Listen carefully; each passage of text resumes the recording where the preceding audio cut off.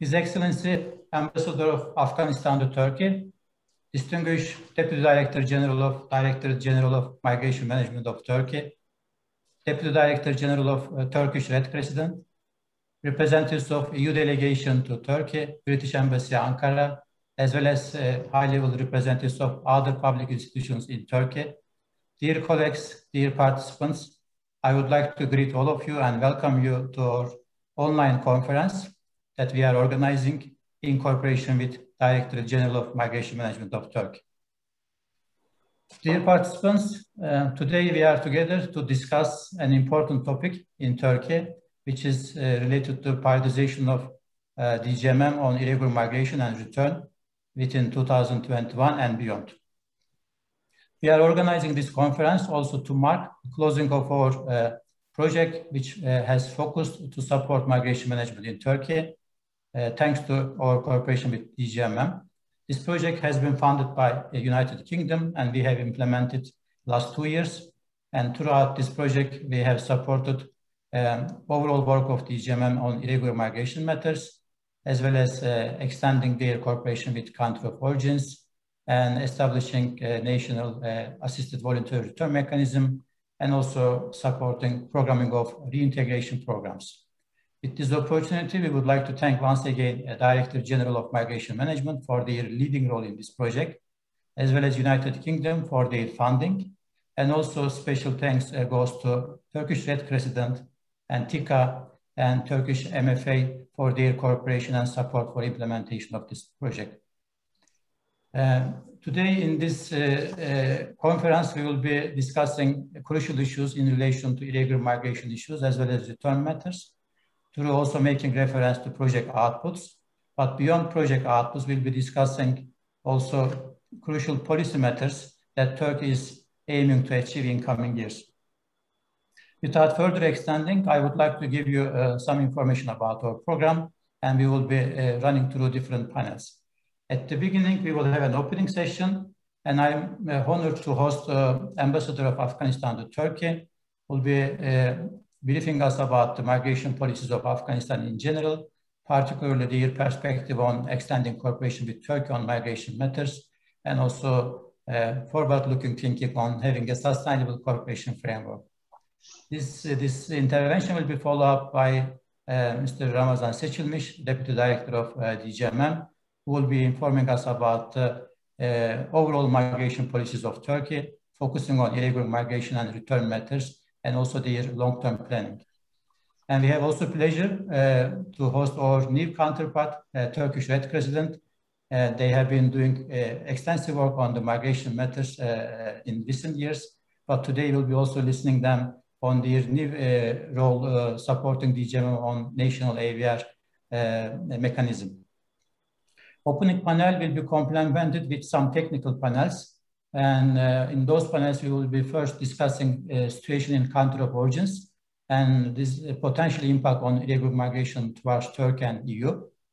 And in the third panel, we will be also discussing recent trends in irregular migration in Turkey, and also potential developments when it comes to return and reintegration issues. And we'll be closing the webinar through having a good discussion on migration cooperation at regional level and international level, to be able to also develop some ideas together how to foster a regional migration agenda and kind of consolidated approach. Dear colleagues, dear participants, once again, as ICMPD, we would like to thank you for having time on this beautiful Ankara day. I don't know from where you are connected, but Ankara is very sunny today. It's a beautiful day.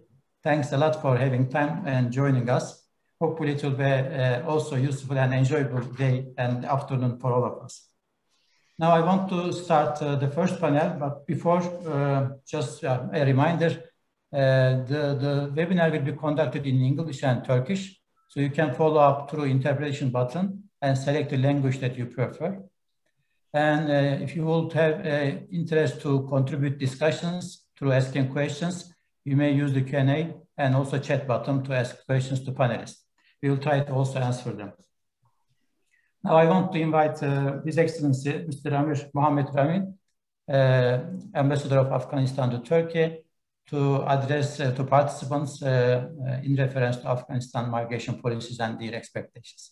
Thank you, sir, for being with us today. Thank you very much. Thank you. And I want to thank again the Center for organizing this important event, as well as the Gwich'ed RSA for the participation and support, and other stakeholders.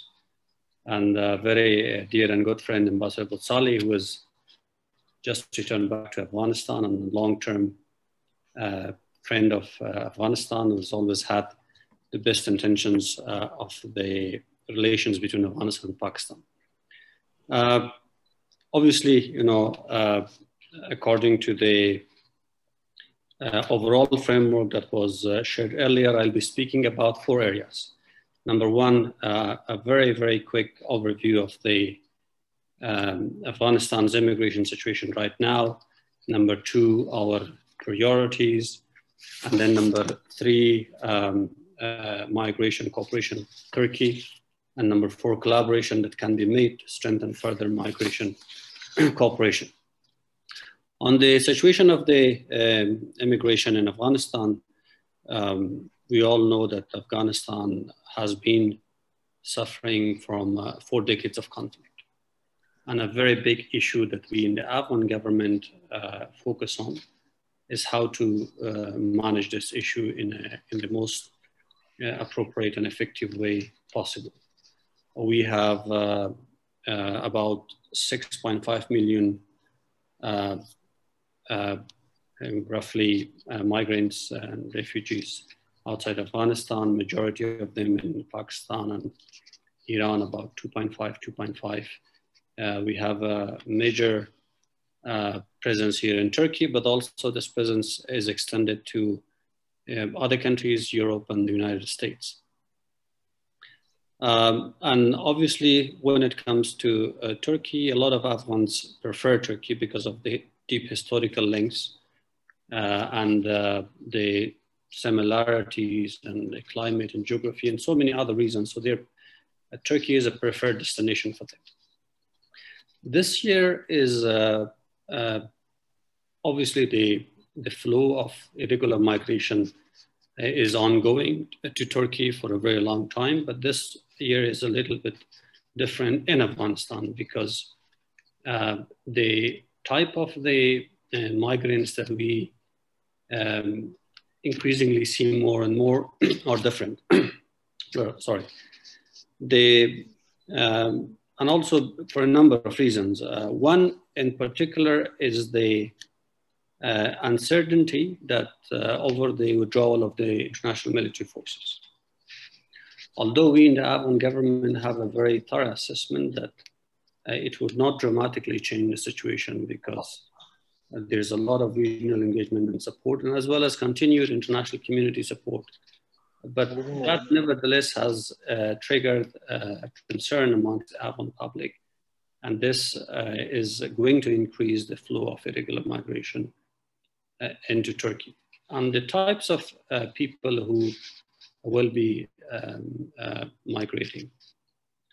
And more so people who work in government and non-government institutions who probably think that the withdrawal will create further security problems, and they at least temporarily want to be during this period until after September, until there is additional clarity and certainty, or further clarity and certainty to be away from Afghanistan. And obviously this, in the context of Turkey, has its own certain difficulties that I will later on elaborate a little bit more. And then obviously, number 2, our priorities in immigration. We have always emphasized in our continued engagement here, but also elsewhere with Pakistan and Iran, that the issue of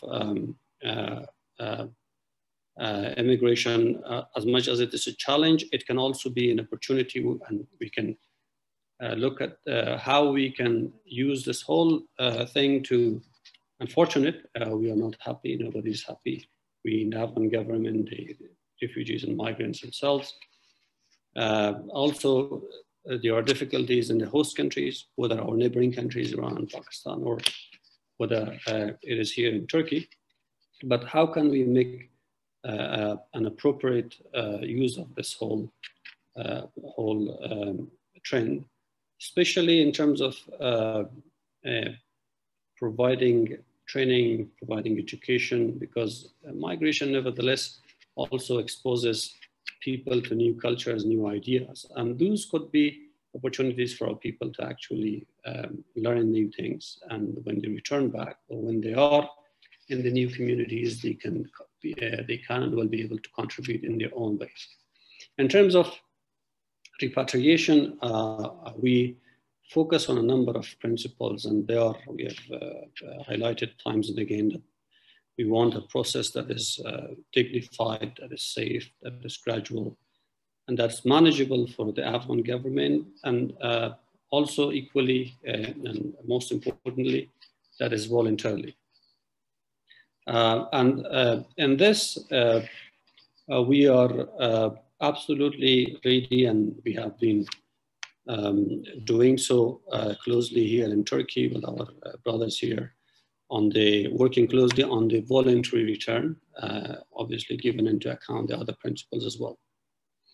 But also another very important priority is the effective and safe reintegration of migrants back to Afghanistan. So when they return back, they have the prospects of being able to make a living and survive in Afghanistan. We know that in certain areas there are difficulties given the current climate security, but there has also been prospects, obviously, including providing certain areas as places for accommodation, and that's something that would require additional assistance and support from the region and beyond the region. And now, number three, cooperation with Turkey. We have a very, very constructive cooperation with Turkey on the issue or topic of immigration or migration at all levels. And I want to take this opportunity to thank the Gucha Darasi for their very constructive engagement with us. We have engagement at several levels. We have just established a joint mechanism of a dialogue, or I would also call it a working group, where we sit together and try to bring the issues, and then also at the same time find solutions for those issues together, but also have a very close communication to ensure that the mutual expectations are met in a very constructive manner, which I also want to appreciate the will and the sense of cooperation that is there at the Darasi at various levels. But also the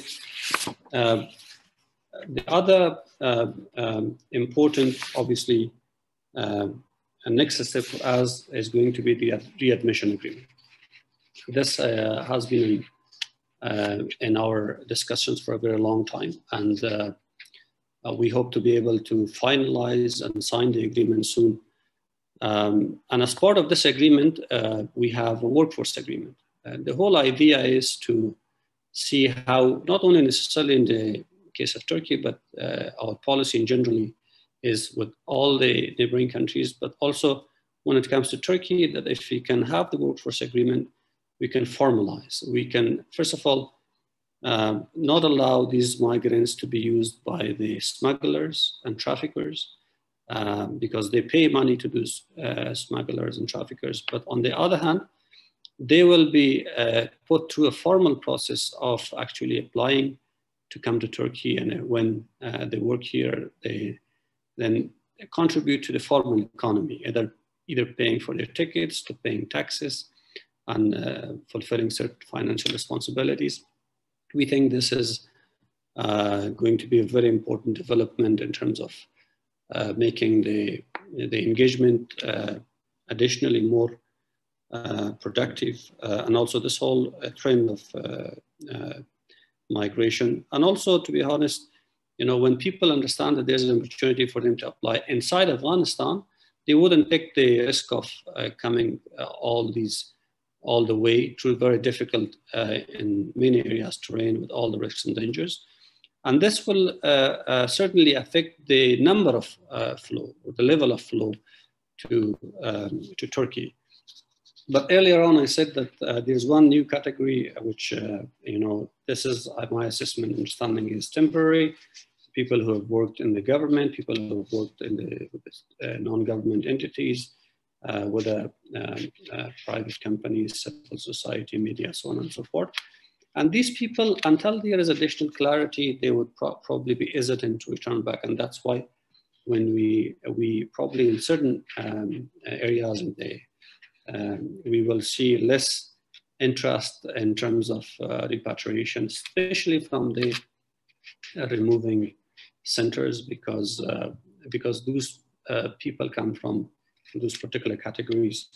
And I think my understanding is that this will be for a year. Some of them come to Turkey, some of them have other countries in their mind as destination because they have a network of families, relatives, that they hope to be able to help them to get to those countries. But also some of them will be applying to the UNHCR for asylum in third countries. And that's why I think a little bit of more attention from all of us, including our brothers at the Ministry of Interior, we should say, toward these categories of people would be helpful to, at least for this year, we can address some of those. And my final views here, again, the readmission, finalization of the readmission agreement would be important. We have a delegation from Afghanistan coming on Sunday, the day after tomorrow, led by Deputy Minister for Refugees and Repatriation with a technical team, hoping to continue our discussions on the readmission, but also assess the situation and see where we can help, and possibly visiting some sites and centers. And then the possibility of formalizing. As I said, formalization would help to address some of the issues that we have right now, including trying to strengthen the formal economy, both in Afghanistan and in Turkey. We're also seeking tripartite cooperation with Iran, because it's very important, as Iran is also the route for many transit route to Turkey. And also if we can engage other countries that, for some of our migrants, those countries would be destination and Turkey the transit. So these are my views on the collaboration and the way forward. With this, again, I want to thank the Center very much for this event and for this very important project that is coming to a conclusion, but also other stakeholders that are present here. And again, the Readmission and the Republic of Turkey at various levels, the very kind and constructive engagement with the embassy, with the government of Afghanistan. And I look forward to hearing the views of other actors and stakeholders here. Throughout, I'll try to stay as possible, but if I'm not here for some of the slots, I will make sure to return back, but my colleagues will be here to listen and take note. And our expectation would probably be that at the end, there will be a kind of summary of the discussion shared with everybody. So I'm sure we'll also be able to additionally benefit from these notes and a summary of the discussions taking place here. For this, thank you again very much. And if there are any questions, I will be happy to answer them. His Excellency, thank you. It was really a pleasure to listen to you, to get insight on the main principles of migration policies of Afghanistan. And you have also provided us your assessment in relation to potential increase of irregular migration flows from Afghanistan after pandemic period because of the current developments and also because of maybe potential impact of the peace process.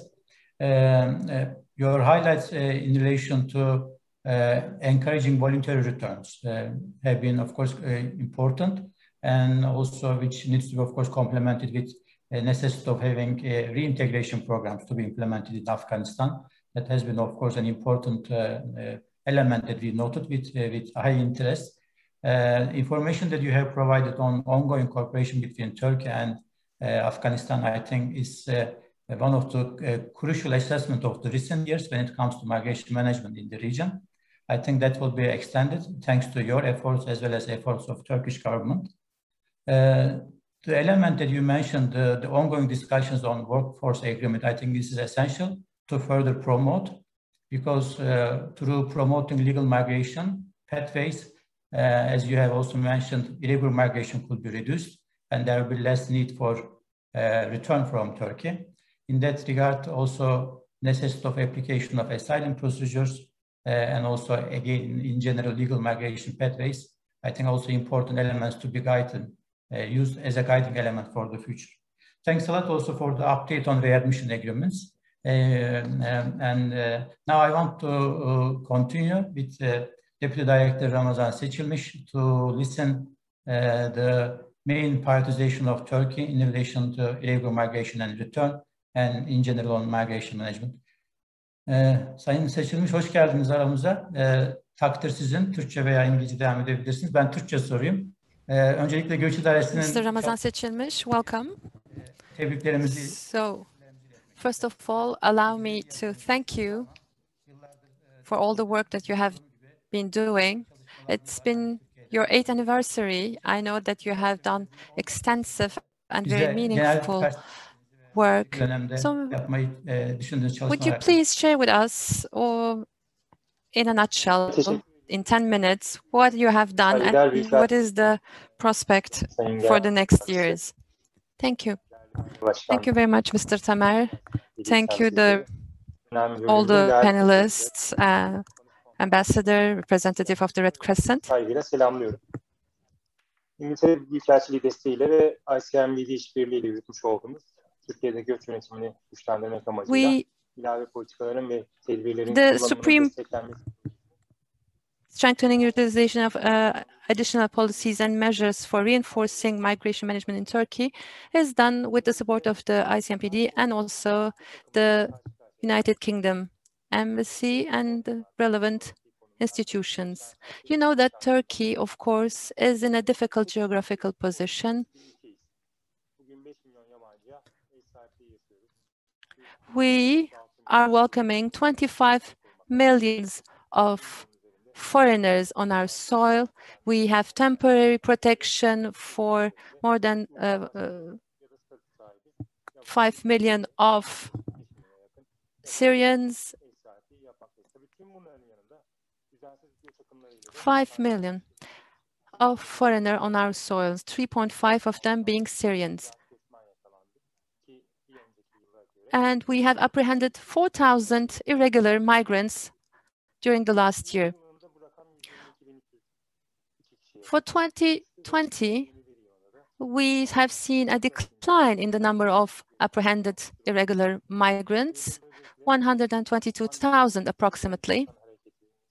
Of course, this has been affected by the global pandemics, by the lack of ability to be mobile. This is how we have explained this decline. So, irregular migrants coming from Afghanistan and Pakistan has seen a decline, but we are expecting to see an increase in the coming year. And I am also confident to see that we are feeling the increase already. So at this relevant point, we do need to, of course, transform, upgrade all the relevant legislation we have in front of us. And I think that this is a very meaningful and timely moment for us to do it. We do have the laws. However, in 2019,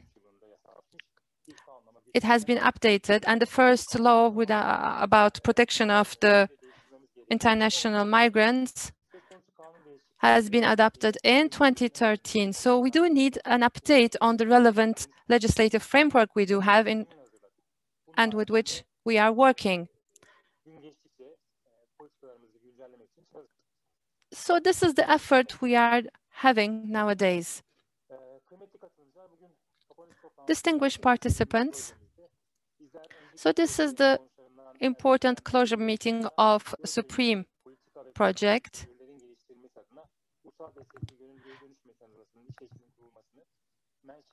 And we, as the institution dealing directly with migration issues, have been supporting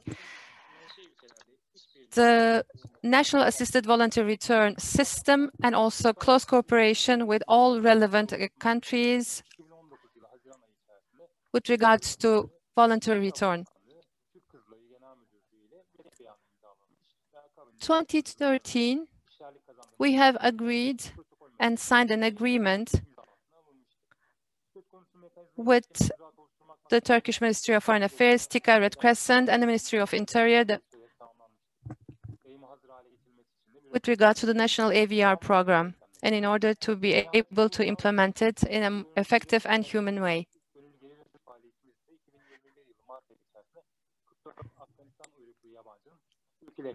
We have already started to implement the National Assisted Voluntary Return by returning 44 Afghan migrants, irregular migrants, to their destination countries in 2021. And we have also, during this year, realized work visits, study visits to the origin countries, such as Pakistan. We have held some very meaningful meetings with regards to our collaboration. Our DG, but also all the stakeholders have been involved in our cooperation. And within the framework of the cooperation, we have also extended some visits to Belgium and France. Distinguished participants,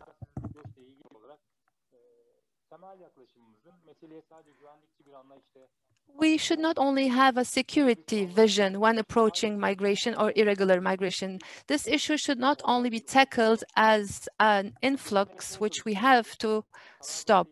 We have to understand the reasons behind.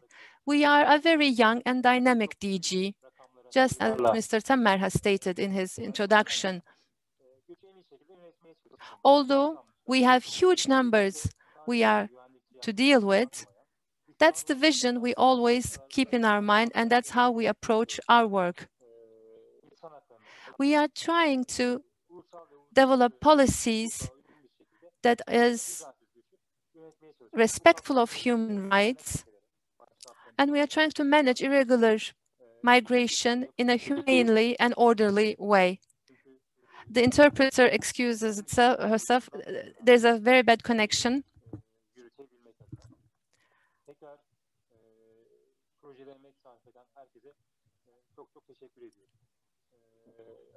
Allow me to reiterate my gratitude to each and everyone for their support in our endeavor, and everyone that has been in close cooperation with our Director General. We would like to thank them, of course, to all my colleagues who have been involved within the effective implementation of SUPREME. And I hope that for the future, you will again support us. I hope to see you in other endeavors. Thank you very much. Thank you, Mr. Deputy Director General. Thank you for taking the time and being with us. Thank you for the excellent detailed briefing about the project and also for sharing your experience with us. As you know, for us, it has been always a pleasure and very fruitful and meaningful work to you. You have spoken about the irregular migration in Turkey. We all are quite aware of the burden on Turkey's shoulders. You have also mentioned about the work as you do as DG. And it is a great pleasure for us having the ambassador of Afghanistan in Ankara with us. You know that the close cooperation we have between our two countries is of exemplary scale. And I think that we should also applaud the vision of our relevant leaders. Both countries understand each other, and we are here very easily coming together on matters that are of great importance and critical to both countries. And we, as ICMPD, we also try to come and support you in this work. So thank you very much, Deputy Director General, for the work you have done and also for the future. Yes, you are trying to manage migration, not only in Turkey, but also in the region as a whole. And we, as ICMPD, are also accepting the task to come to your support. So now I would like to give the floor to the representative of the Turkish Red Crescent, who is doing a great work in Turkey. And recently, with the crisis in Syria, they have been involved in managing the migrants coming from Syria. And their implementation with regards to the National Assisted Voluntary Return System, the Turkish Red Crescent is an important partner in the implementation, as I said. For the voluntary return system, how do you position yourself as an institution, and what are the policies that you would like to implement, or what is the future that you see in relevance with the National Assisted Voluntary Return System? I would like to continue in Turkish. Let's do it this way, if you will allow me. His Excellency, Mr. Ambassador Amir Mohammed Ramin, Mr. Deputy Director General of the DGMM, Mr. Tamer Kılıç, ICMPD, and distinguished representatives and panelists. Thank you for being here today. So as you said, yes, we are here on Turkish soil for more than 153 years. This is a very abundant soil, and we try to convey the abundance of the soil to everybody that meets on the soil.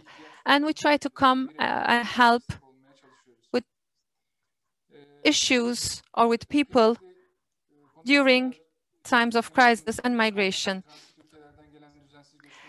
Distinguished participants have already mentioned that Turkey is a transit country and become more and more a destination country in itself. This is maybe due to the developments, to the socio-economical development, but also to the political issues that happen around Turkey, and Turkey becoming more and more a haven for peace and stability for the region. I think this has pushed us to work extensively on issues such as migration. So we, as the Turkish Crescent, we are a member of the International Federation of Red Crescent and Red Cross. It is a huge humanitarian association. All of our members have a background of more than 150 years. So whether it be the Afghanistan Red Crescent or the Pakistani Red Crescent, we have a duty. The duty is to come to help to our people. And we are doing this in close relationship with DGG. With regards to migration, we are doing a multi-sectoral cooperation with all the countries of origin around Turkey. We are trying to leave no one behind. That's the vision and motto we have. For example, in Afghanistan, we are supporting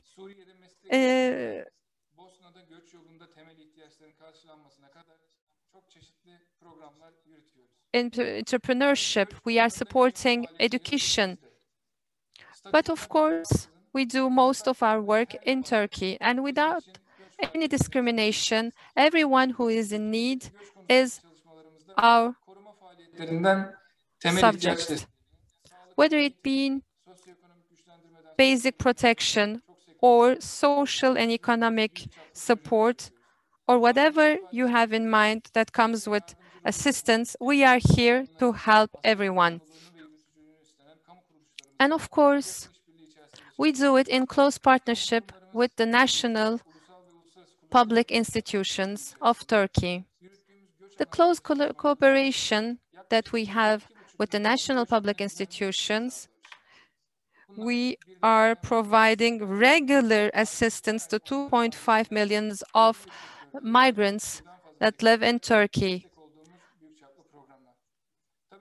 Those are huge projects of assistance that are widespread to many areas.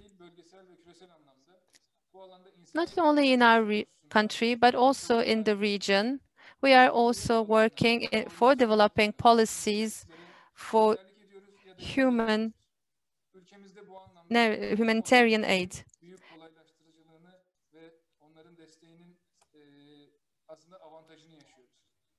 And I think that we are also benefiting a lot from the leadership in our country. The public sector is already assuming a huge role, which leaves very little to the Turkish crescent. However, we are still here, but maybe we do benefit from their immense work done on the subject. And whatever we are doing, we are sharing our experiences, the lessons we have learned, and we are trying to support all the brotherly and sisterly organizations across the world. With the creation of DGMM, we have supported the project for coming up with new policies, first response policies in case of emergency or disaster. We have also contributed in the efforts to prepare the papers for instance, creation an institution in the origin country so as to prevent irregular migration. We are very proud and happy to be member of the national mechanism in migration policies. And we are a partner of the National Assisted Voluntary Return System, just as TICA, Ministry of Interior, Ministry of Foreign Affairs, and DGMM. At the starting point, we first had to, of course, have all the institutions in our country come together and work in close cooperation. We are a community of humanitarian work. And in 2021, with the financial support of ICMPD, we have provided a safe return for 44 Afghan nationals to their country. TİKA, Türk İşbirliği Koordinasyon Ajansımızla yurt dışında menşe ülkelerde biz zaten birçok birlikte ortak çalışma yapıyorduk. Origin countries, we have a lot of different yüksek reentegrasyon çalışmalarına da that we realize with TICA. And with the new mechanism that we have just implemented, we believe that we will have a new tool that will strengthen our work. Of course, irregular migration, they do have a load of problems, such as psychological or economical issues. This is the reason why they choose to leave their countries and come on an irregular basis to different countries. Dahil ettiğimiz geçim kaynağı programımızda biz bugüne kadar 80'in üzerinde işletmeye kurulmasına destek olduk. Afganistan ve tabii Pakistan bunlardan bir tanesi. O kadar güzel hikayeler aslında bu programlar kapsamında da görüyoruz ki. So we have very nice stories within the framework of these programs. We have 980 enterprises in Afghanistan. Let me give you an example. Within the scope of our program, a startup established with a renting support for 6 months. Afghan people are very hardworking people. they really want to work. And in the second month, that enterprise, that business said, thank you, I don't need any rent support because I've started up my business is going well, and please assist someone else. So that was the remarks from a beneficiary to the program. So we have a very nice livelihood program in Afghanistan. As TRC, we have been sharing our know-how, knowledge, and experiences with other countries. And we have a very nice cooperation that we are going to enhance with all the relevant countries.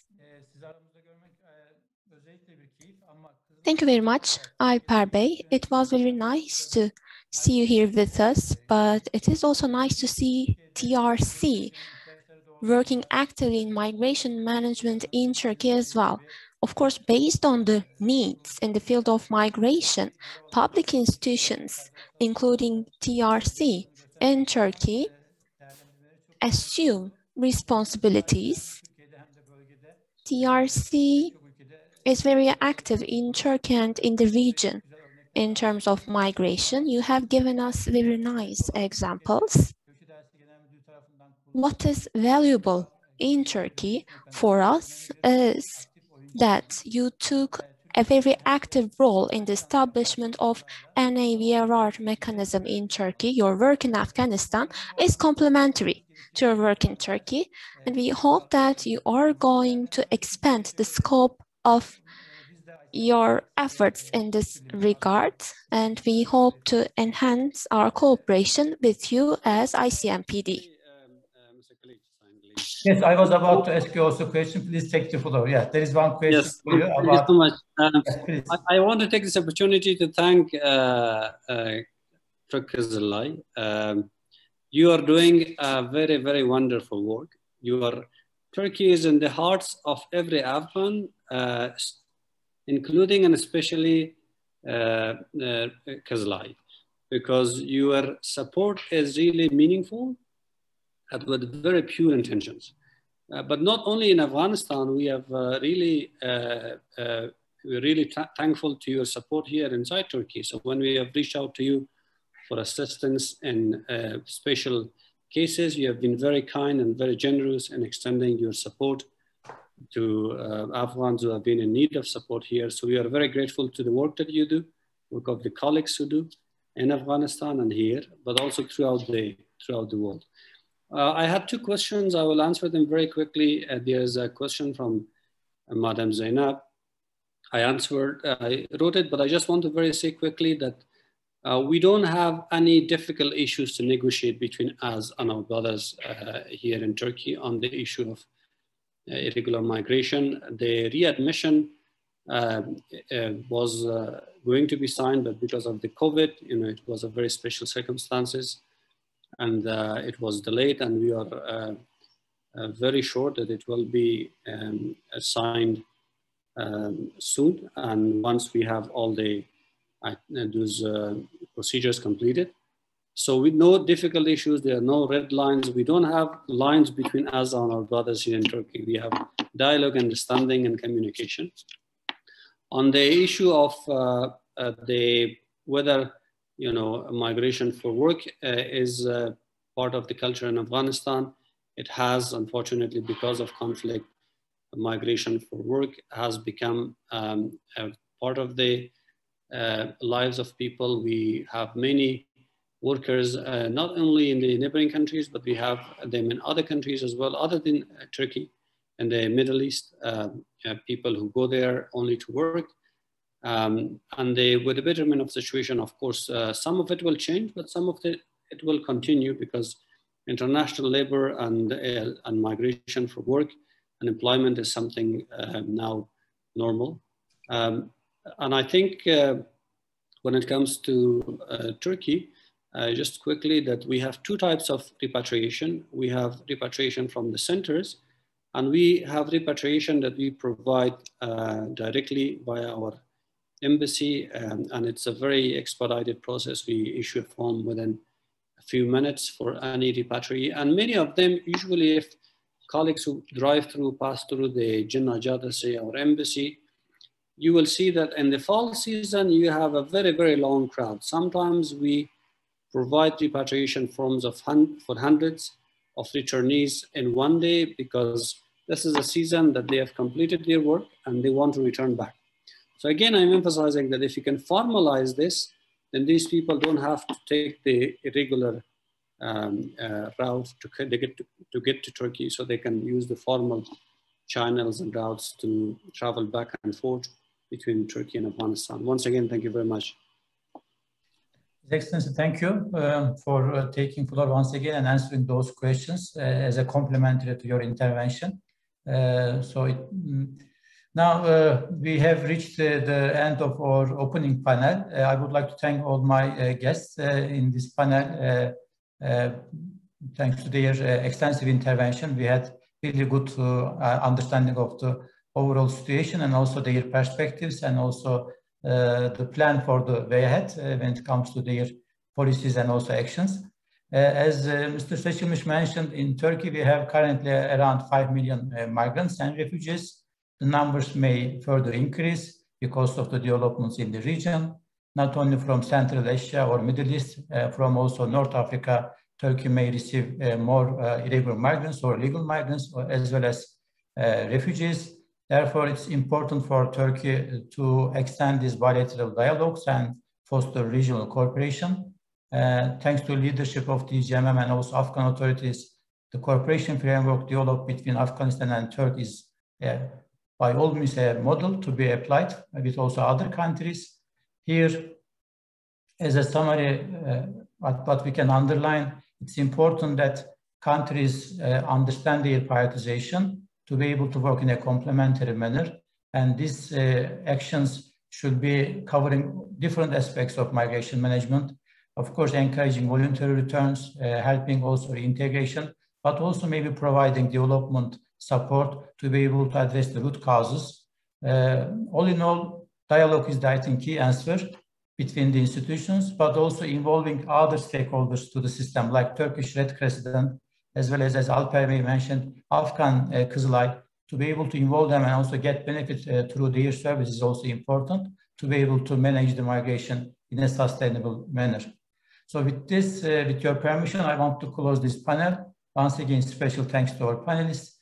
We will continue now with the second panel. We will be discussing throughout the day now with more detailed situation in the country of origins and potential trends. That will be our second panel.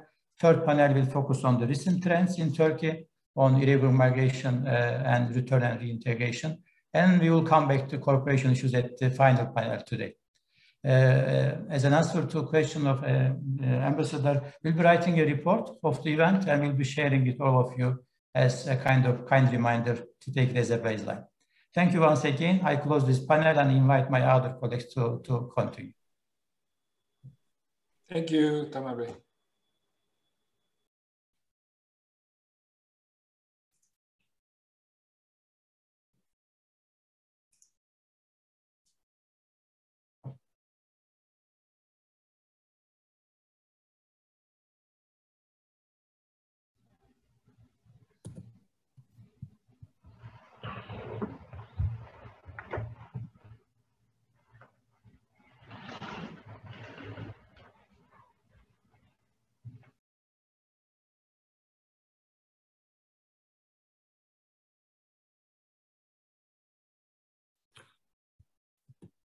Yeah. Thank you very much. As Mr. Tamer said, the second panel is about the situation in countries of origin and its impact on irregular migration to Turkey and Europe. I would like to welcome and introduce distinguished panelists. First, His Excellency Hüseyin Avni Botsali, former OIC Ambassador to Afghanistan and the current Honorary Chair of the Research Center on Asylum and Migration. The second speaker is Mr. Dilawar Khan, the founder and president of the Code Pakistan. And our final panelist is Mr. Anup Vyas, the migration counselor at the Embassy of United Kingdom in Ankara. Welcome, dear panelists. I would like to start with a brief about the situation in countries of origin, especially Afghanistan and Pakistan, who make the majority of irregular migrants. Is very important. Irregular migrants who cross or comes towards Turkey and then Europe. Countries of origin went through a difficult situation during the COVID-19 pandemic. In this panel, we will be discussing the situation in countries of origin and its impact on irregular migration towards Turkey and Europe. Evet sayın katılımcılar, Afganistan halihazırda önemli. Yes, dear participants, Afghanistan is going through an important process, the peace agreement with Taliban, the withdrawal of the international soldiers, and COVID-19 crisis that might have an impact on irregular migration towards other countries. In order to give you more information about the situation, I will give the floor to Mr. Ambassador Hüseyin Avni Botsalı. He is going to talk about the situation in Afghanistan and potential irregular migration influxes from Afghanistan. The floor is yours. Mikrofonunuz kapalı Sayın Büyükelçim. Şimdi tamam mı? Can you hear me now? Hello, everyone.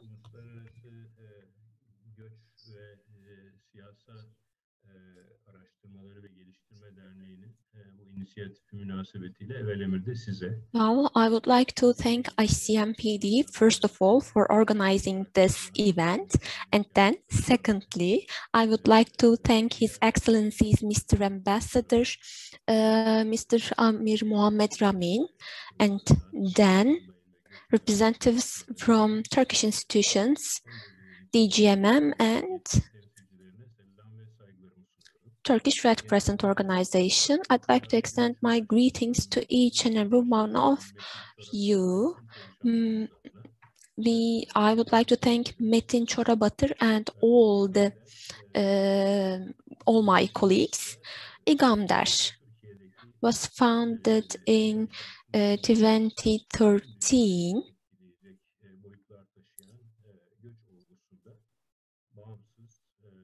as an independent, reliable, objective association conducting studies in the field of migration. That was the objective of its foundation. IGAM is such an NGO. In this framework, it is working with the public institutions in Turkey, donor countries, and source countries for migration. IGAM is working with refugees, asylum seekers as a facilitator. Our association is like a bridge in between.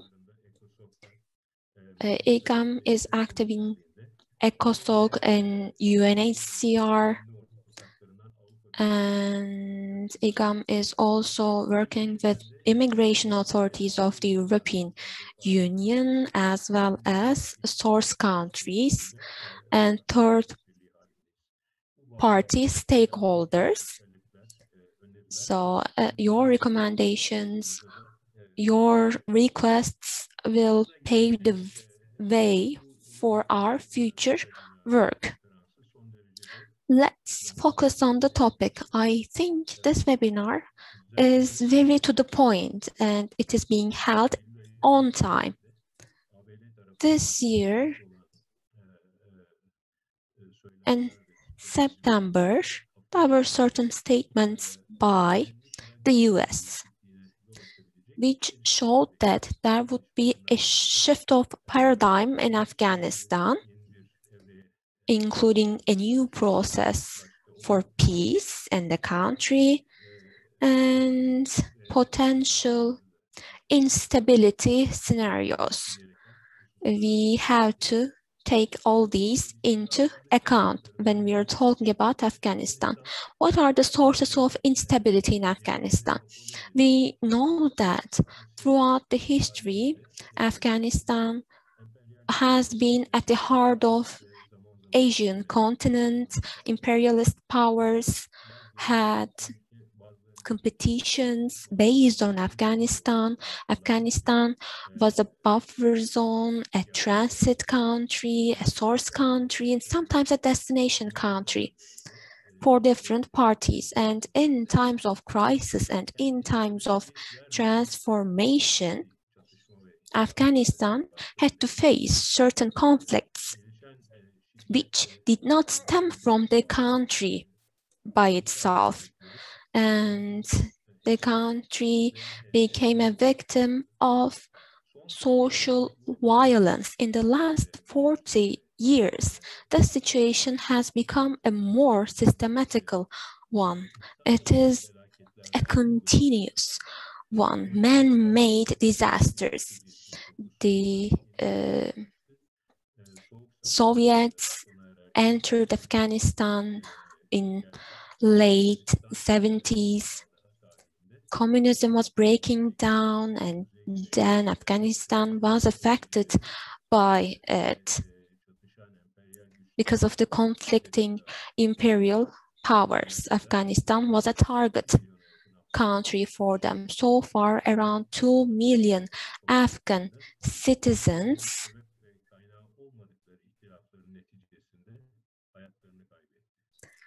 died because of man-made disasters that they are irrelevant. Around 8 million Afghans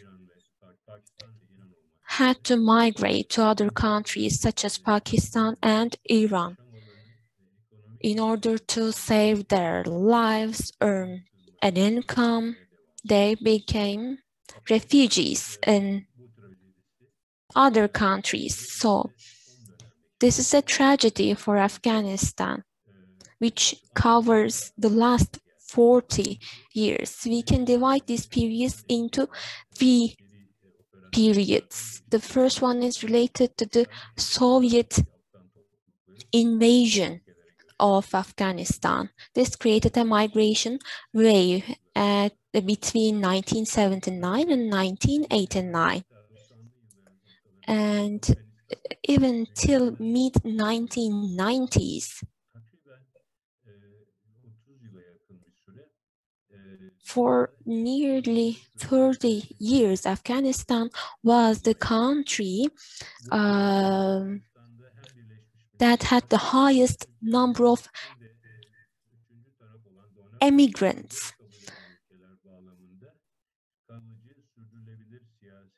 Therefore,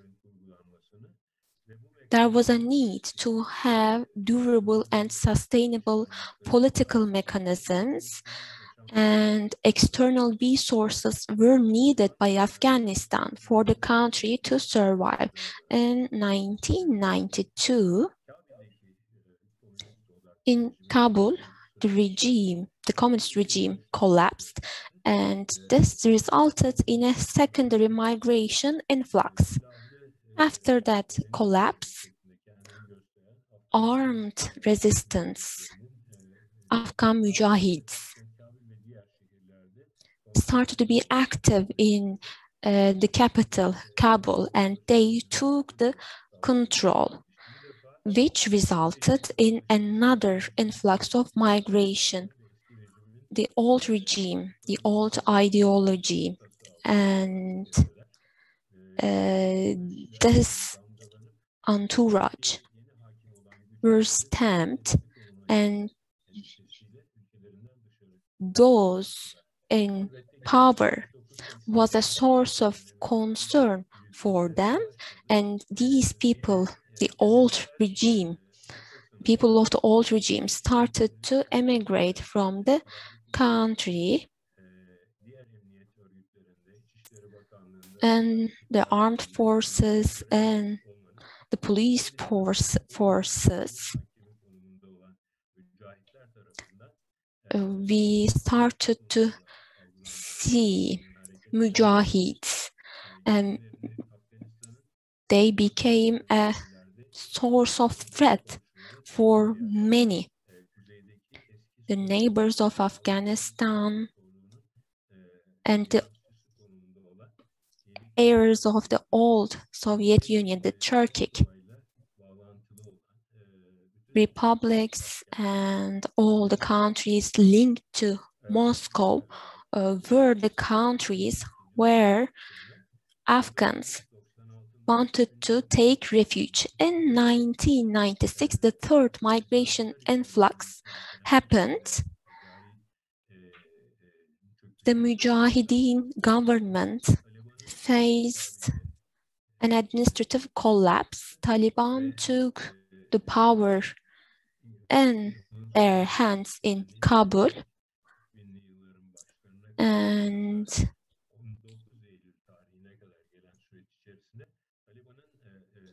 by the beginning of 2000, we saw Taliban in the country, which founded a pressure regime. The educated people who were active in previous governments of the country were affected by Taliban's regime, especially women and minorities. Some were dislocated within the country and some had to migrate to other countries after 9/11, after the impact of 9/11. The Taliban regime went outside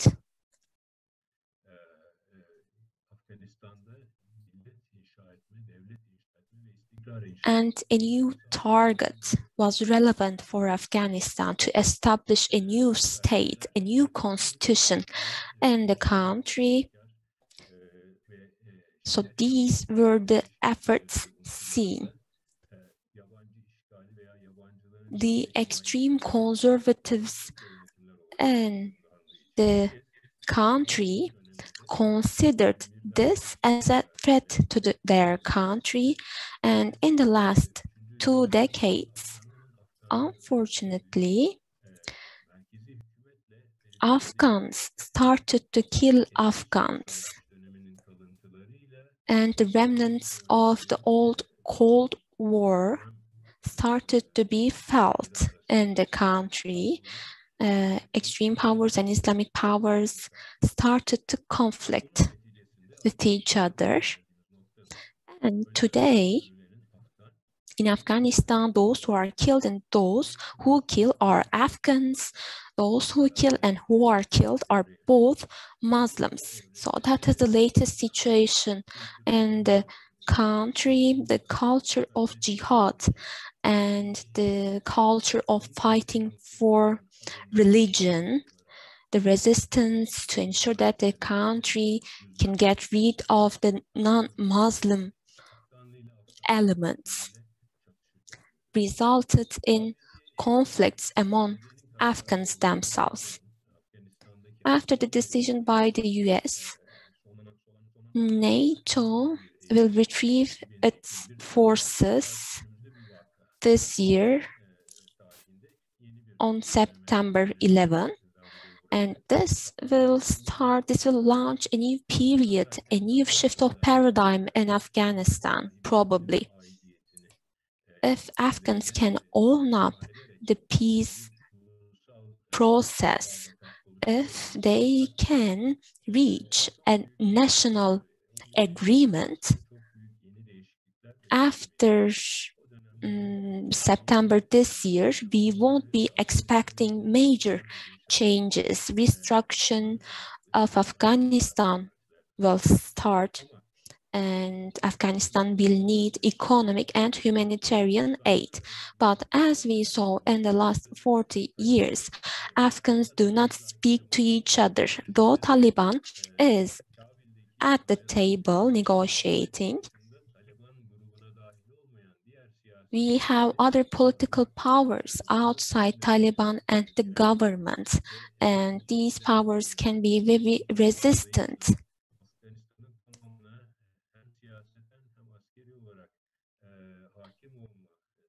and different powers could try to be dominant over Afghanistan, and therefore a new period of tension might start for Afghanistan, which could result in war. I'm talking about more than one conflict. Here, we have the Taliban, as you all know, and we have the minority elements who consider Taliban as a threat in the capital and in the other provinces. There are educated people who work at public institutions. They might not feel themselves secure. In such a case, if Taliban has a total power in the country, as we saw in the last 20 years, in the coalition-supported Afghan governments, or military and non-military destruction efforts within the country, hand in hand with other countries, or those in Afghanistan who helped the officials of NATO and US, even though they are Afghan citizens. So this group, this elite group in Afghanistan can also feel threatened. Therefore, after September 11 this year, with the support of international community, we will be expecting some concrete steps in Afghanistan.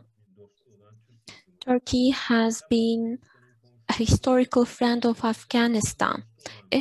This process will be important for Turkey, for neighbors of Afghanistan. And starting from today, I think we need to make the necessary plans. And when it comes to implementing reconstruction plans for Afghanistan, we will need financial support and donor countries. UNHCR will work as a facilitator in this process. Representatives of the local governments, the relevant stakeholder countries, NGOs, humanitarian aid organizations should coordinate in order to take a stance and be prepared for potential new irregular migration influxes from Afghanistan. I don't want to take much of your time, but Turkey has always been committed to Afghanistan, and in the future, Turkey will continue to provide contributions to Afghanistan. The ongoing cooperation between the two countries will be enhanced in the future, and I'm very happy to say this. Secondly, in terms of bilateral relations,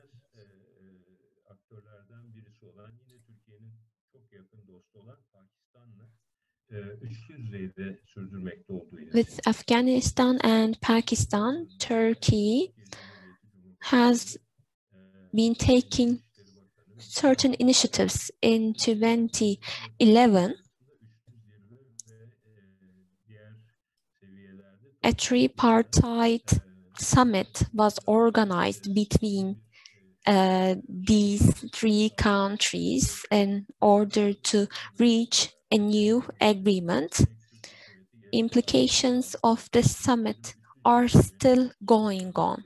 The governments of Turkey, Afghanistan, and Pakistan think that having such a summit again will contribute to the peace process in Afghanistan. I have another important note that I'd like to share with you. Afghanistan and the peace process in the country, the Islamabad process,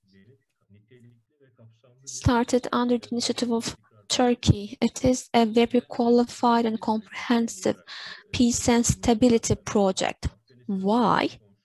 Because all the neighbors of Afghanistan, plus all the permanent members of UN, are included into this process. I mean, nearly 30 countries and relevant organizations are in this peace process. Yes, we have UN, which is very effective, and all the relevant actors in this process are brought together in Istanbul process, through Istanbul process, which aimed to have Taliban in the negotiation table to achieve a national agreement. That was the aim of the Istanbul process. So it was an important platform. Then we have UN, the Islamic Organization for Cooperation, and other platforms are contributing to the process. As for economic sustainability,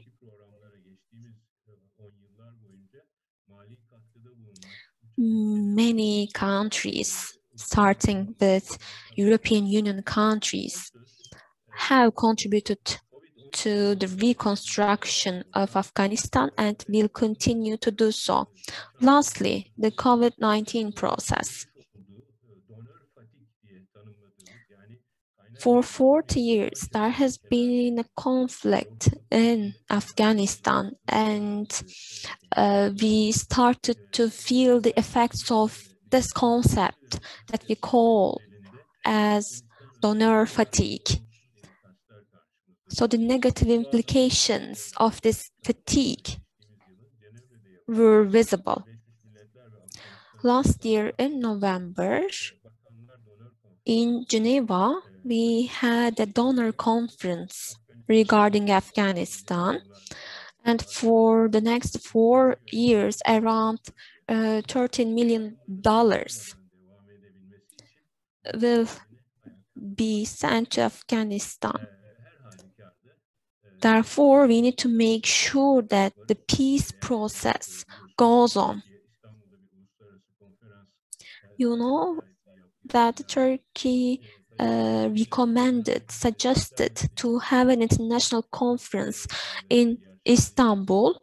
Because of the COVID-19, we couldn't organize it in April or May this year, but the government of the Republic of Turkey suggests that they will continue to support the peace process, but if we are to organize a meeting, it should be a meeting in which we all will show our will for the peace process. Yes, there will be some challenges and difficulties and opportunities for us in this process. And I think this meeting is an important step in this regard. Thank you very much, Mr. Ambassador, for giving us such a comprehensive information. Well, the peace process in Afghanistan is of significance for the country and for its neighbors. Plus, we have been fighting against COVID-19, and we should continue to do so. As mentioned by the ambassador, under the scope of Istanbul process or the tripartite cooperation, Turkey has many things to do for Afghanistan. Thank you very much for your contributions, Mr. Ambassador. And now, without taking much of your time, I would like to invite our next speaker, Dilavar Khan. The floor is yours. Thank you. Thank you very much. Am I audible? All is good with the audio? As you know, Pakistan is one of the major and important country of origin in regards to irregular migration. So Pakistan also has been affected with COVID-19, especially in the area of unemployment and as well as remittances, the lower remittances. Can you please share your analysis and view on the situation, how the COVID-19 pandemic affected Pakistan, and what will be the implications regarding irregular migration movements towards Turkey and Europe? Thank you very much. Thank you very much. The colleagues before who spoke, they very well captured the situation in Afghanistan, so I won't be going into any details. I agree with most of the analysis which the learned colleagues have already made, and other comments which would be made by the colleagues who would be following. I'll quickly divide the topic into 3 stages, and very quickly on the first stage, which is more of the statistics, the numbers, so that we know that when we say Pakistan is one of the important countries, so what that means in terms of numbers. So Pakistan is one of the world's leading countries from where irregular migrants move abroad through different networks and with variant modalities. Economic scarcity and political situations have played a crucial role in acting as a push factor in expanding business models for irregular migration. According to the UNODC, an International Center for Migration Policy Development, in between 300,000 to 500,000 Pakistani travel abroad using irregular means. The majority of such migrants belong to the upper and some other parts of southern Punjab, in addition to other regions of Pakistan, especially Karachi. Migration from Pakistan to Europe, especially to Greece and Italy, has been a high trend in the upper Potahar region and some of the southern parts of the Punjab province. So that's the numbers and the region. In the past few years, there has been a steady decline in illegal border crossings of Pakistani nationals between the PCPs. The Frontex Risk Analysis for 2020 report shows the number of illegal border crossing among Pakistani nationals dropping from 17,973 in 2016 and 10,115 in 2017 to 4,988 in 2018 and 3,799 in 2019. So there is a trend and decline. However, despite this decrease, Pakistani nationals are still reported among the top 10 nationalities for entries at land and sea border crossing points, as well as among the top 10 for facilitating irregular migration. Now, according to IOM Migration Snapshot Report on Pakistan from 2019, the most common smuggling route in Pakistan is a well-documented land route to Europe. This is often referred as the Eastern Mediterranean route and is predominantly used by the Pakistani, Afghan, and Bangladeshi nationals who rely on Pakistani smuggling networks while transiting into Pakistan. This route connects Afghanistan, Pakistan, Iran, Turkey, and Greece. People cross land and sea borders with a combination of techniques by using fraudulent documents or genuine documents fraudulently obtained. This is the European Commission 2015 report. Usually smuggled migrants move from Balochistan region to Iran through land borders, either at the Taftan border crossing or from city of Manbolo in Pakistan to Pashin in Iran. The main smuggling hubs for people heading towards Iran are from Karachi, Peshawar, and Quetta. The land journey from Pakistan to Turkey usually costs around $2,500 US, while all-inclusive packages from Pakistan to Greece are about $4,000 US. This is somewhat in line with the flow monitoring data collected by IOM between 2016 and 2018, which indicates that 40% of the people surveyed traveling from Pakistan to Europe paid more than $5,000 US to reach their current location within Europe. Some smugglers also provide an option for air travel to Europe, which costs between 12,000 to 18,000 US dollars. This is reported by UNODC in their 2018 report. Now, the data on smuggling fee, of course, fluctuates according to the times and the client. Now, according to 2019 numbers from the Frontex report 2020, Pakistani nationals are also among the top nationalities to apply for asylum applications on arrival in the EU. The Frontex risk analysis report of 2020 also indicates that out of total of 298,000 returns approximately, decisions in 2019, 17,044 were from Pakistani nationals, out of which only 17.5% were effective returns. So that's another area when we speak of the numbers, that is one area that we need to look into.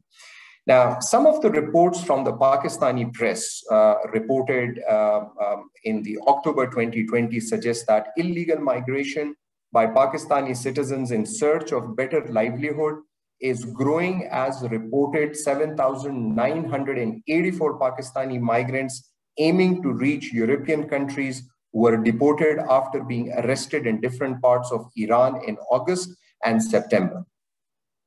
According to the official sources, these people are handed over to Levy's forces, officials on daily basis, and then prosecuted by the Federal Investigation Agency, and then decisions are taken after the interrogation. Now, according to the Levy's official force, a majority of the migrants belong to certain areas of Punjab, while people from Azad Jammu and Kashmir, Khyber Pakhtunkhwa, Sindh and Balochistan are also among who strive to reach Europe through Iran and Turkey. So this is a public information which is given in the newspaper. The whole movement is organized by chain of human smugglers. The Levy officials also say that due to lack of space for the FIA detention center, the deportees are being received in a limited number on a daily basis through the Rahadari gate of Taftan border, a town near the Pakistan-Iran border in Chari district. So according to the data available, 2,955 Pakistani migrants were deported by Iranian authorities in August, followed by 5,029 in September. So if we look at the previous numbers and now the most current numbers, so there might be a decline in the previous years, but then there is a trend in increase in the numbers. So it's very tricky to see that if you take the numbers from the previous time, having a little deep dive down, but then going up again.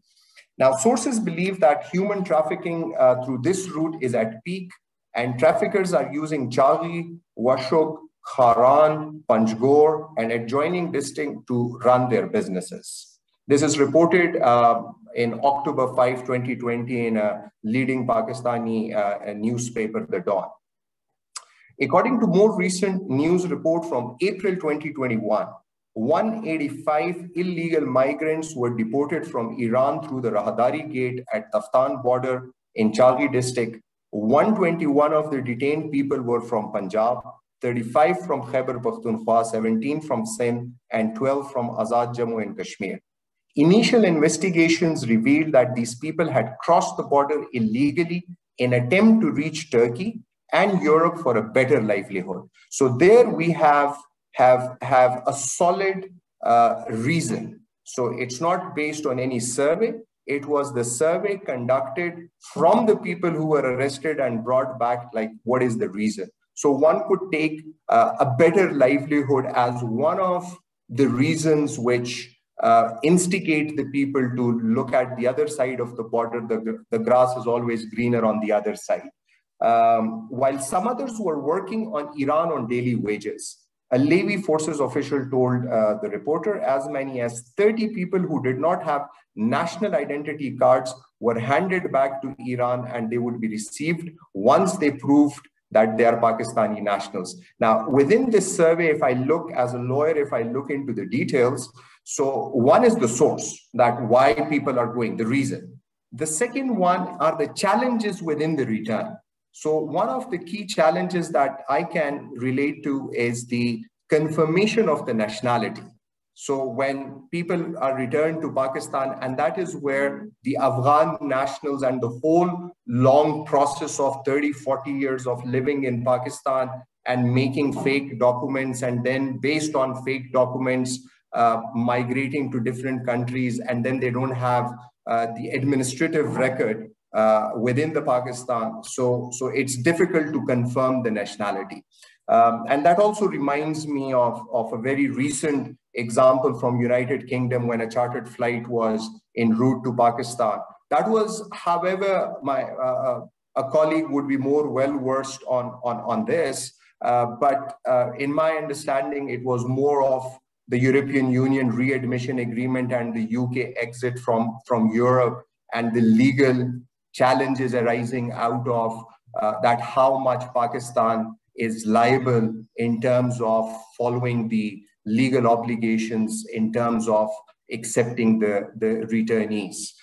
So that also took place on December 16, 2020, last year, and the January 20th, the EURA agreement, which Pakistan claims that the agreement is no more effective with the United Kingdom. Now, why people migrate? This is, I'll be very brief on this because all of you, or at least the panel sitting here, I can sense that they're very well educated on the subject. Few highlights from Pakistan show that economic reason, and this is based on the survey conducted by the Pakistani Institute for Economic Development. So one of the reasons that people say that they migrate to have better economic livelihood. Fragile security situation, not all over Pakistan, but yes, fragile security situation. In the recent past, we have seen parts of Pakistan heavily struck by security concerns. Regularly occurring natural disasters, we have seen again in the last decade, natural disasters also contributed. Political instability, which means that some of the political groups, they would like to migrate and cross borders. And then opportunities, less opportunities for higher education and skilled employment.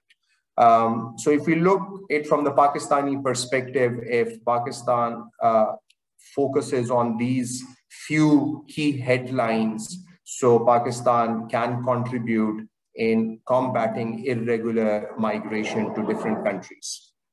Now, what is needed are laws that manage and regulate immigration from Pakistan and entry into other countries, as well as mechanisms to facilitate the return of the Pakistani nationals. So it really has to be a two-way approach where the Pakistan regulates and makes effective laws along with border controls and other effective mechanisms. So it's a mix of all. It's not that one can say that effective laws within Pakistan, but then those laws have certain implications for the returnees as well. So one has to understand this entire process in a complete circle rather than just picking one headline and saying like, if we improve on one, so the whole cycle would improve. It's a very multi-layered approach that needs to be adopted, not only by host countries, but by other countries as well, where the international cooperation and support, comes in.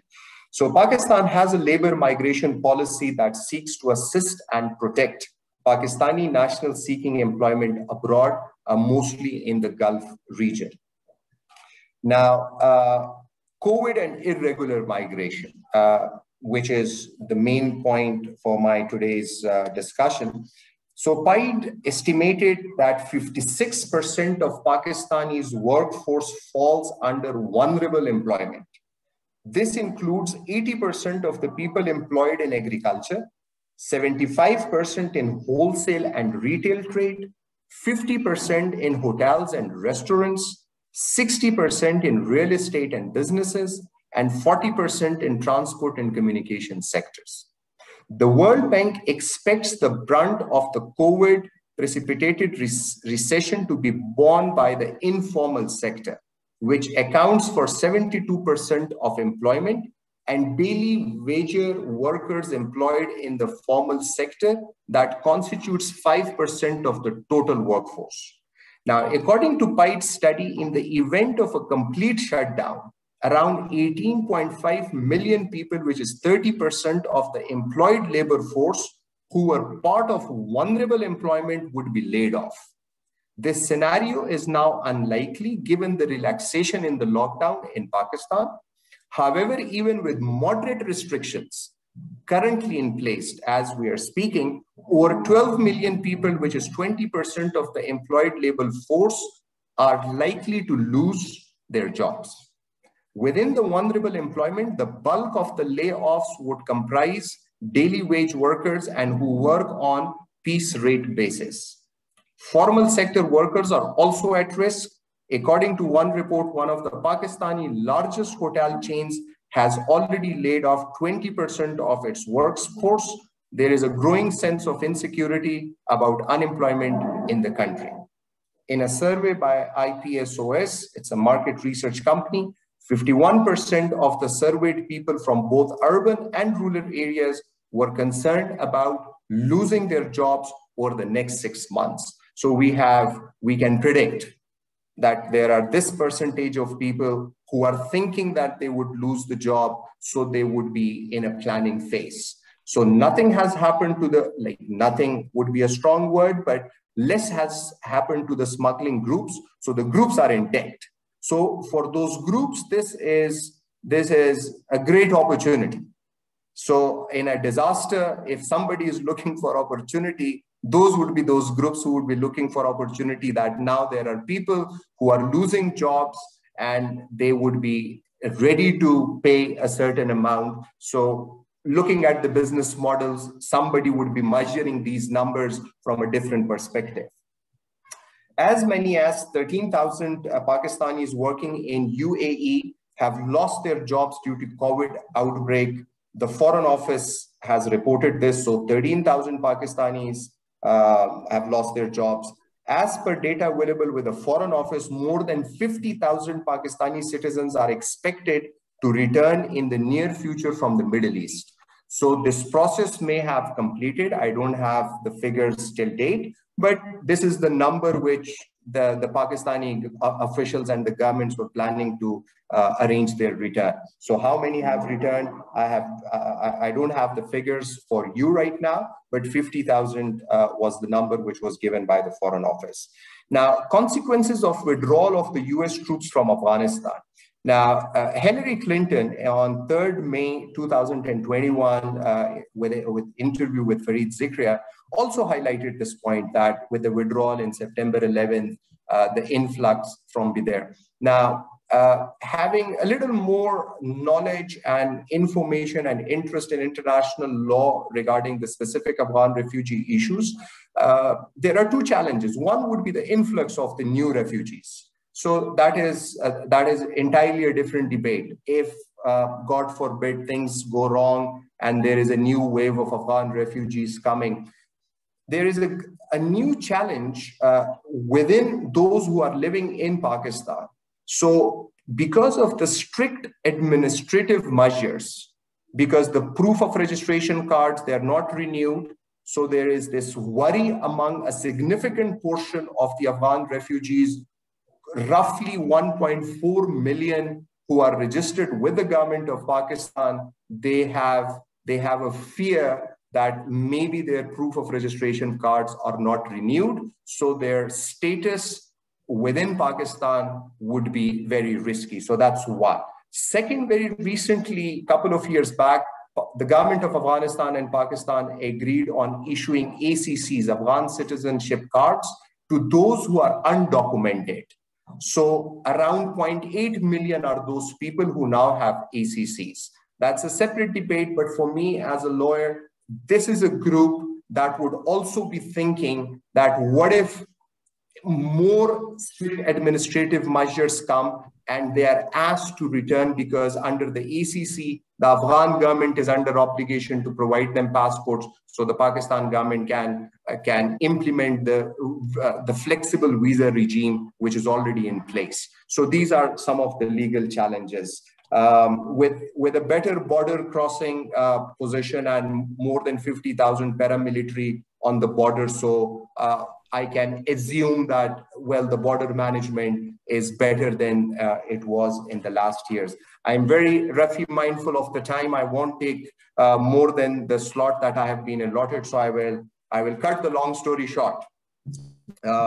So there are different ministries, and I can share some write-up if the colleagues or you want. I can send all this in writing about the processes.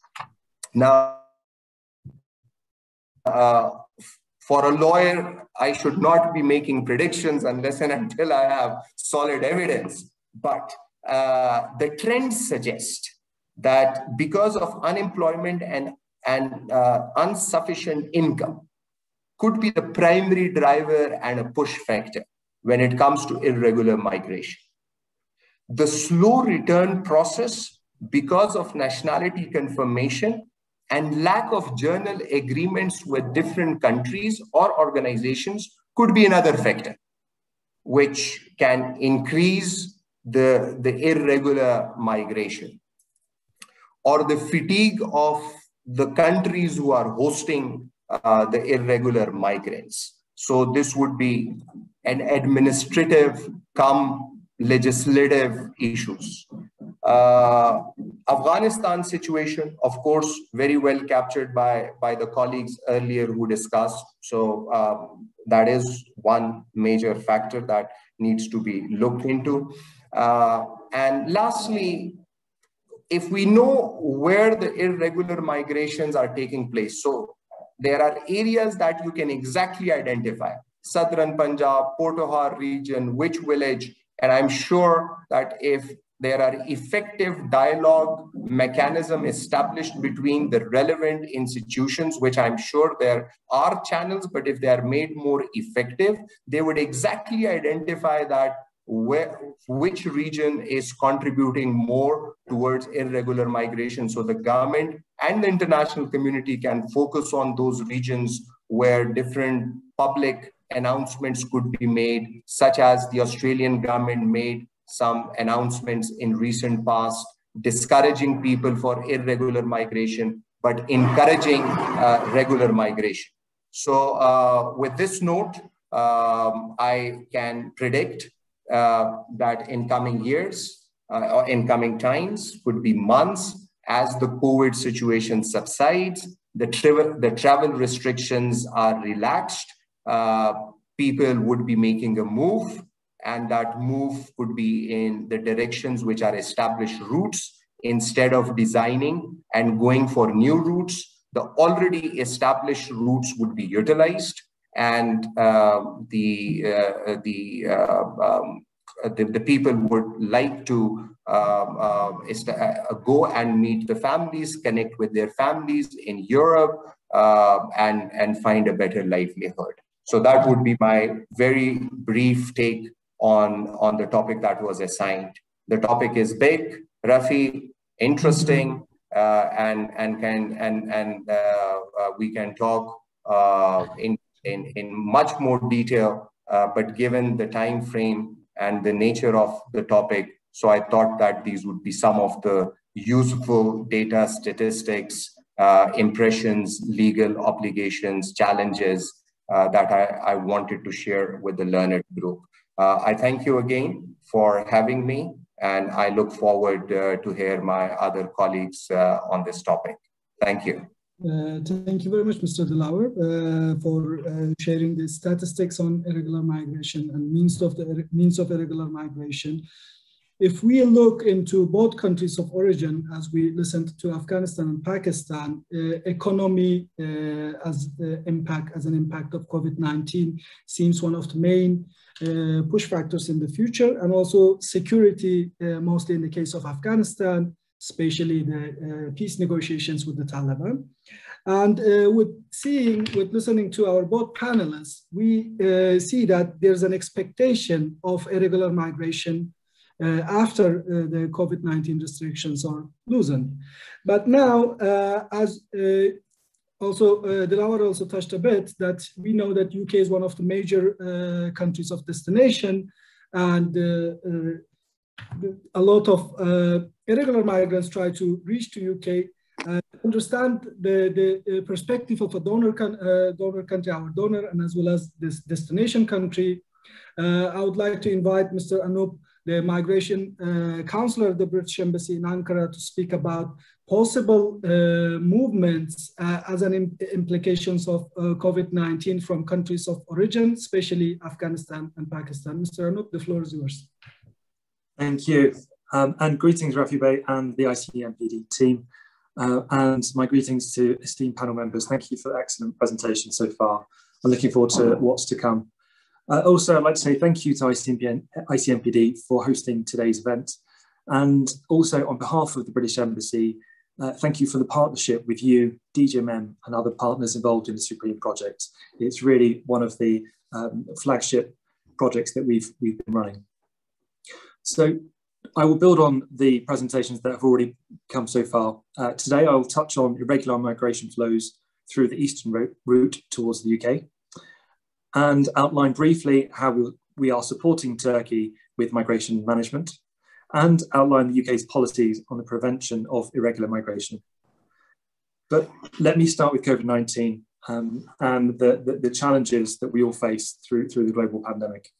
So COVID-19 restrictions coupled with border closures have impacted irregular arrivals across all land and sea routes to Europe and the UK. Irregular arrivals through Greece, and we've already had a discussion on that, so I won't touch on that further, but just to say they are considerably lower than previous 2019 pre-COVID levels. Some estimates suggest down as much as 80%. But the risk of increased migration flows along more dangerous routes and the greater numbers of vulnerable groups that are making journeys, plus the backdrop of COVID-19, poses fresh challenges for us all. Women in particular are at risk. So this could have significant repercussions from a health perspective, and also from a security and a humanitarian perspective. And when we think about the infection rates in fragile states, which are stubbornly high, and vaccination rates remaining relatively lower, then we really do have a difficult task ahead. So I will cover Afghanistan, building on some of our excellent presentations so far. Just to say the widely held view is that irregular migration will resurge as the pandemic subsides. And that is our expectation too. And with ongoing or deepening insecurity in vulnerable states along these eastern routes, we can see that trend continuing. For example, we're anticipating security developments in Afghanistan will drive renewed irregular migration flows, potentially on a considerable scale, towards neighbouring countries, towards Turkey, and towards Europe. Ultimately, as the UK, our objective is to ensure that irregular migration is managed with strong regional and international response. Turkey, Iran, and Pakistan have historically hosted large numbers of Afghan irregular migrants and refugees. And the UK supports those countries that are at the front line of irregular migration. And we do so in a human rights and conflict sensitive way, limiting potential for transnational spread of COVID-19, and of course, minimising flows towards the UK. Our existing migration activity in Afghanistan is centred around facilitating returns. Returns, by which I mean returns of those without a right to remain in the UK, and ideally voluntarily, but also providing humanitarian assistance to Afghan returnees from Iran and Pakistan.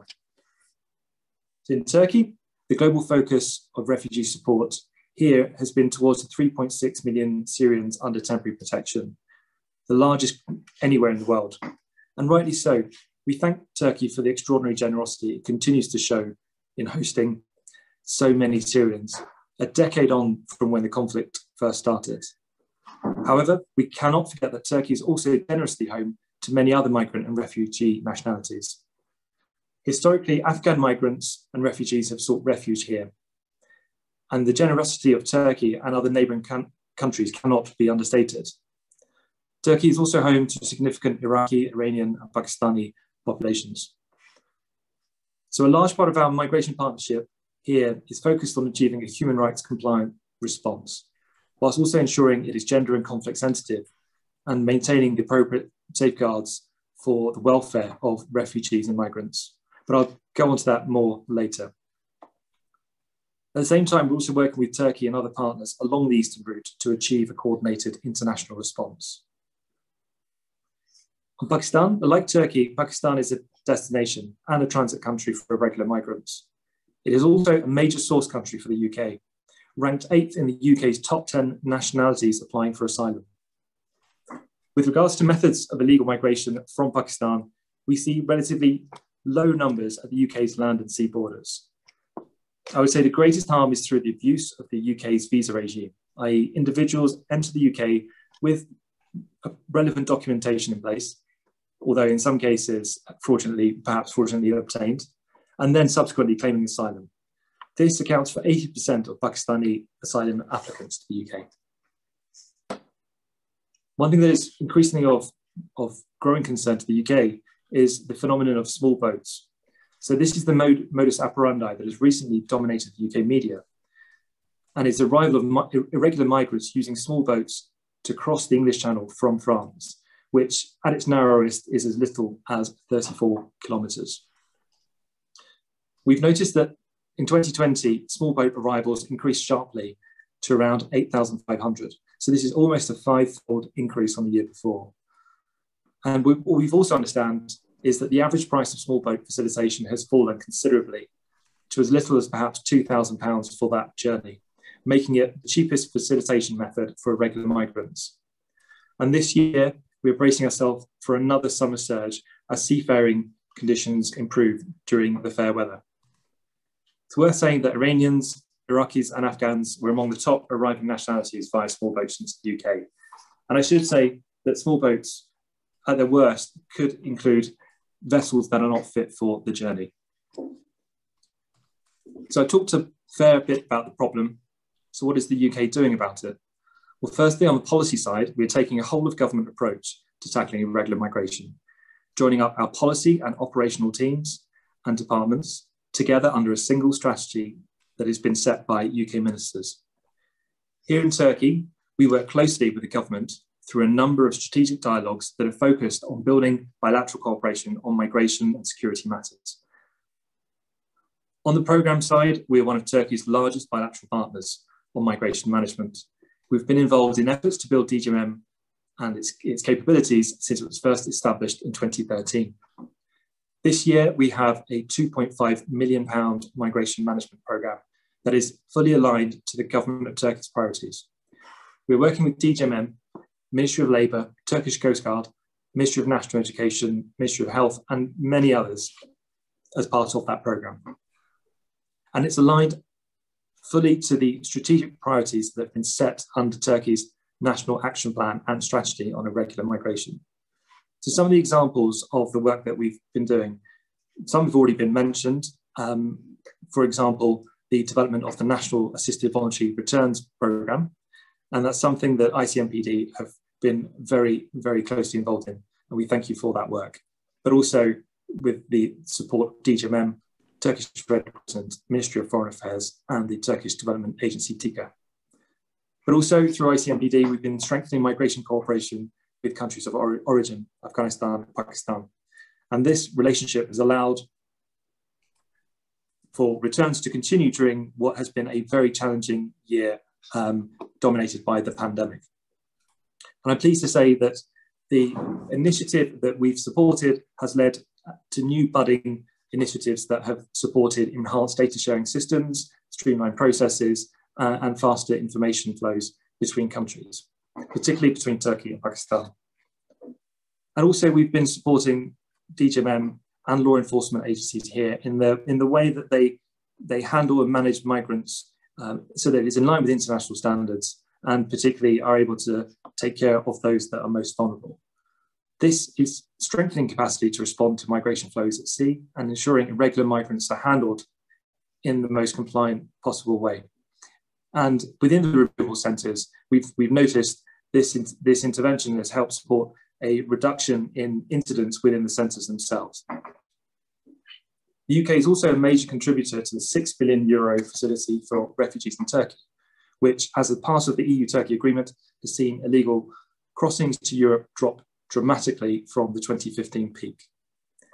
This covers an array of programming that emphasizes integration into national systems, covers basic needs, education, healthcare, and socio-economic support. Finally, it's worth me saying that at the international level, the UK was the 4th largest donor to UNHCR, providing $135 million of funding for global programs.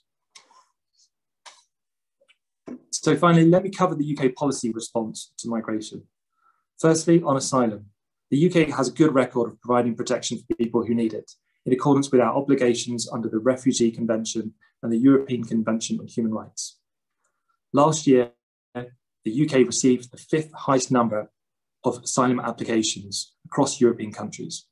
Iran remains the top nationality claiming asylum in the UK and forms 13% of all applications received. The UK Home Secretary recently announced her new plan for immigration. This is the UK government's landmark programme to comprehensively overhaul our asylum system. The plan has 3 main objectives. 1, to increase the fairness and efficiency of our system so that we can better protect and support those in genuine need of asylum in the UK. 2, it will deter illegal entry into the UK with the intention to break the business model of the criminal trafficking networks that exploit vulnerable migrants, and also for us to support and protect the lives of those that have had their lives endangered. And 3, to remove more easily from the UK those with no lawful right to remain in the UK. And that work is continuing with partnerships from countries like Afghanistan, Pakistan, Turkey, and globally. In terms of legal migration to the UK, we have introduced a new points-based immigration system with new routes for work and study that is fairer and skills-led. And that is a universal system. It applies to everyone, irrespective of nationality. And certainly that has really been to the benefit of countries like Turkey, Afghanistan, Pakistan, for those who have the right requirements and the ability to achieve the points which have been set out by the policy. So if you have the appropriate skills, the English language ability, or other specific job-related measures in place, then you have a very good chance of meeting the requirements of the policy. Visas are awarded to those who gained enough points. That's it. So to close, I hope my presentation has given a clear sense of how we see the challenge of irregular migration and how we are addressing the challenge through our policies, through our partnerships and our programs, working side by side with Turkey and the international community. Thank you very much. Thank you very much, Mr. Anup. For a broad information about your analysis of the irregular migration situation and UK's policy responses on this, and especially emphasizing on regional cooperation to tackle irregular migration. Thank you very much. With this, I would like to thank all the panelists, Mr. Delauer, Mr. Botsalia, and Mr. Anup Miaz. Thank you very much. Now I hand over the floor to my colleague Semra for the next panel. Thank you very much. Thanks, everyone.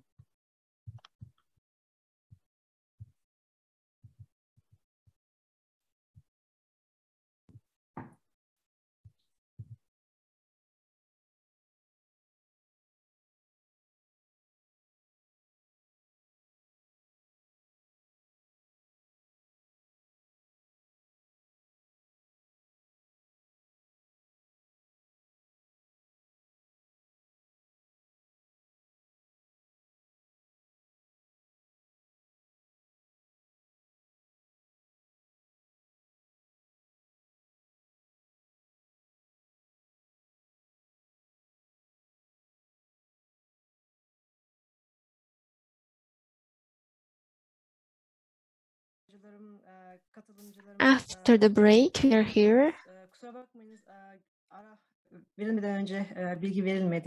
Please excuse us because we did not inform you about the break before we gave it. Let's move on with the next panel. First of all, I would like to welcome you. My name is Semra Özgür. I am working as a project manager at ICMPD, and I am the project manager of the SUPREME project that we've just completed. In this panel, we are going to focus on recent trends in irregular migration to Turkey and facilitating return and reintegration as an effective response to irregular migration. We're going to focus on 3 different issues, and we will listen to our valuable speakers. First, we have a speaker from IRARA, York Worms, Partnerships Director, and Abdul Kader Omari, Afghanistan Country Director. Then we're going to have another speaker from TİKA, Turkish Cooperation and Coordination Agency, Uğur Tanyeli. After that, we will listen to Mr. Ramazan Keskin from DGMM, Head of Department for Combating Irregular Migration.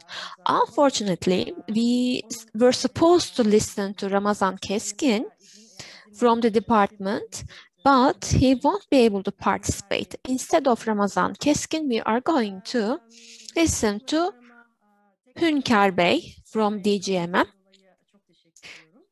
Welcome once again, and thank you for your participation. Each speaker will have 10 minutes to speak. If the participants, if they have any questions, they can ask them through the chat section. Let me invite the speakers right now, and I'll be speaking English for this. Welcome, York and Mr. Omari. As IRARA, you have accepted our invitation. Thank you once again. We know that IRARA is operating on the ground in Afghanistan and provides, amongst others, reintegration assistance. And we would like to hear from you about your experiences in the field as to the recent challenges faced in the reintegration of Afghani returnees.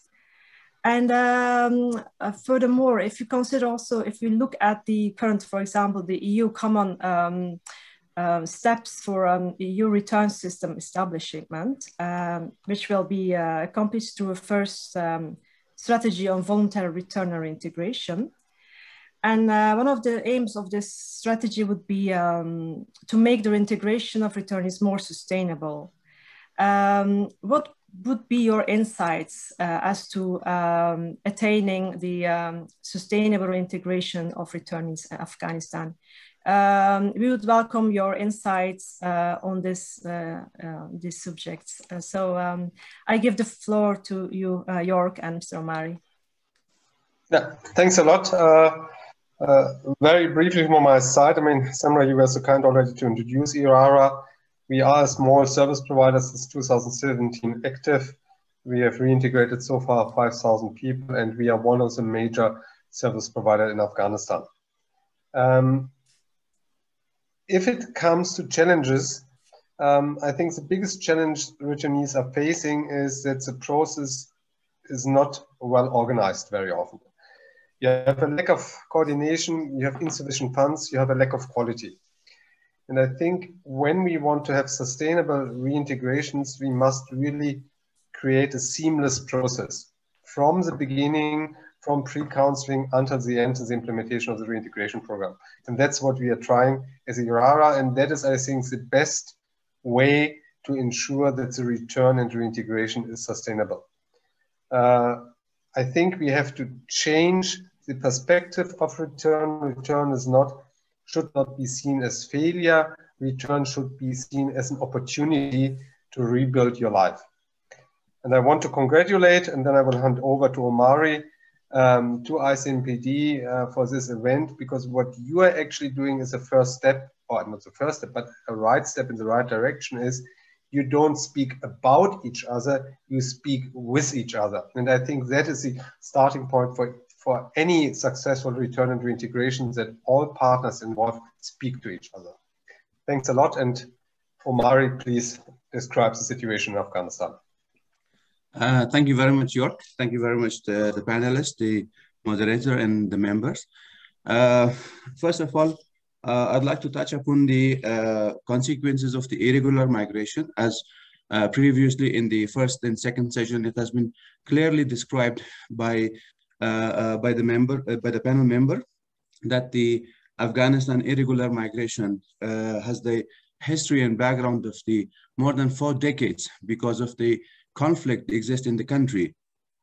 However, in the past, in the last decades, where in 2014, the transition of the international force has been submitted to the Afghan forces, where later on, due to the economic crisis, triggered a outflow migration from Afghanistan to Pakistan, Iran, and also to Turkey, and furthermore to the European countries, which has been created a mindset to different people in the country, different communities, so that the unsustainability of the country's economic and security situation has created a kind of scarcity amongst the people who would like to participate in making the outflow migration, should it be irregular or regular migration. Currently, the long-standing challenges in the countries are the same as stated: the security situation, lack of development. The development, when I say it's an uneven development between the rural and the urban areas, where it also triggers backwardness in the different societies, where they would like to start up thinking and deciding to migrate, should it be again regularly or irregular migration. The other issue is the growing poverty in the country, lack of access to health and education, and in the meantime, lack of access to the livelihood. So the country is facing different crises at the moment, where the outflow migration is increasing. However, the situation of the international military force withdrawal has triggered very much to the highest extent, and we are forecasting a high number of people leaving the country. On the other hand, again, when I touch upon the IRRA's existence in the country and facilitating the return and integration activities from a project from Iran, from the European member state, in the past 3 years, we have been delivered the integration assistance to more than 2,500 people in the country, and in all the provinces and districts, where we do have existence in 5 major bigger provinces, and we operate from Kabul. The entire program and the entire activities majorly focusing on the current crisis, supposedly the income generation activities, and on the other hand, the lack of workforce agreement in between the government and international affairs. Back in 2015 and 16, the government of Afghanistan had the agreement with the Gulf countries to send the labor to different Gulf countries, so that the labor migration could take place, the irregular migration. However, there are still the requirement of increasing the level of skill among the Afghani laborers to make them what we can say to the extent of the international standards. The Ministry of Labor and Social Affairs has worked and established policies, and the agreements in the meantime increased the capacity to train local laborers and make them ready and certify them to deploy to the international to the different countries. In the meantime, due to the current activities that the IRRA Afghanistan has, we provide the immediate assistance at the Kabul International Airport. However, the education packages, and also the health package, the social packages, and also the income generation activities, where we discuss with individual returnees so that it should be a very much tailor-made reintegration package to support the individual to create an income generation for their families. So far, we have successful success stories where we can count on them. for the and facilitate the proper return and integration.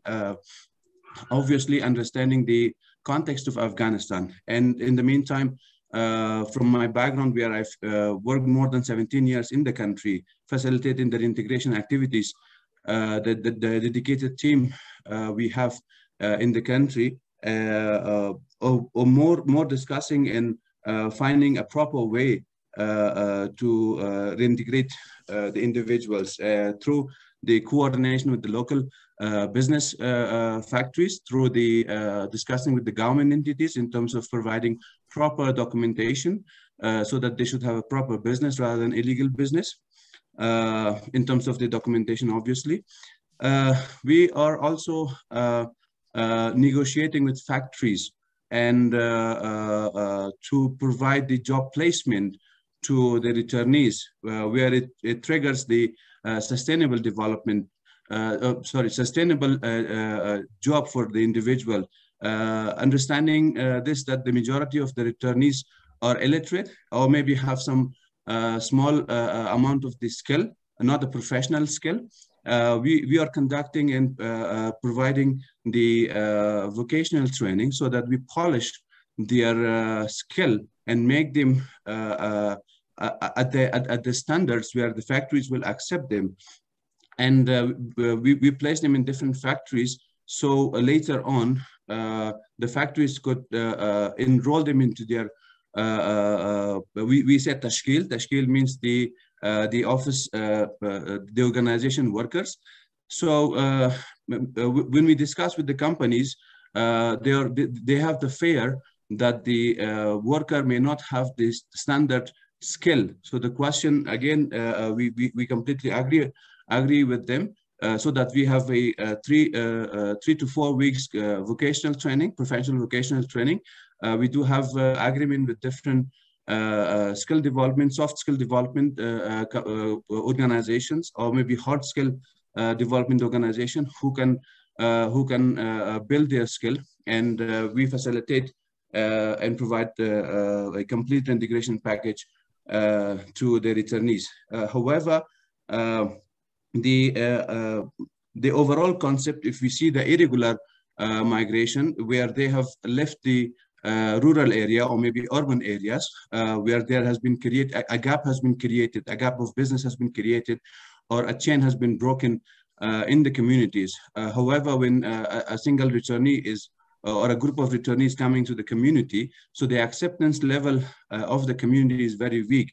So we suggest that if through a different reintegration approach, supposedly at the moment, majority of the organization are focusing on individual reintegration. However, the community reintegration will also help the communities to increase the level of their acceptance, and also they also gain some benefit out of the reintegration project or the return activities happening into their societies. If you do aware that when a returnee is coming back to the community, a shame factor is created because he or she did not make to the final destination to reach and make their family proud that he has been he reached to the final destination, and for what purpose, supposedly for better life or better income or better economy, he or she has been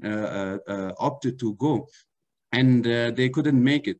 So there's a kind of shame factor created, and we have been, especially we have witnessed that the returning from Turkey came to my office, and they were saying to provide them with some couple of weeks accommodation, and later on they do remigrate again.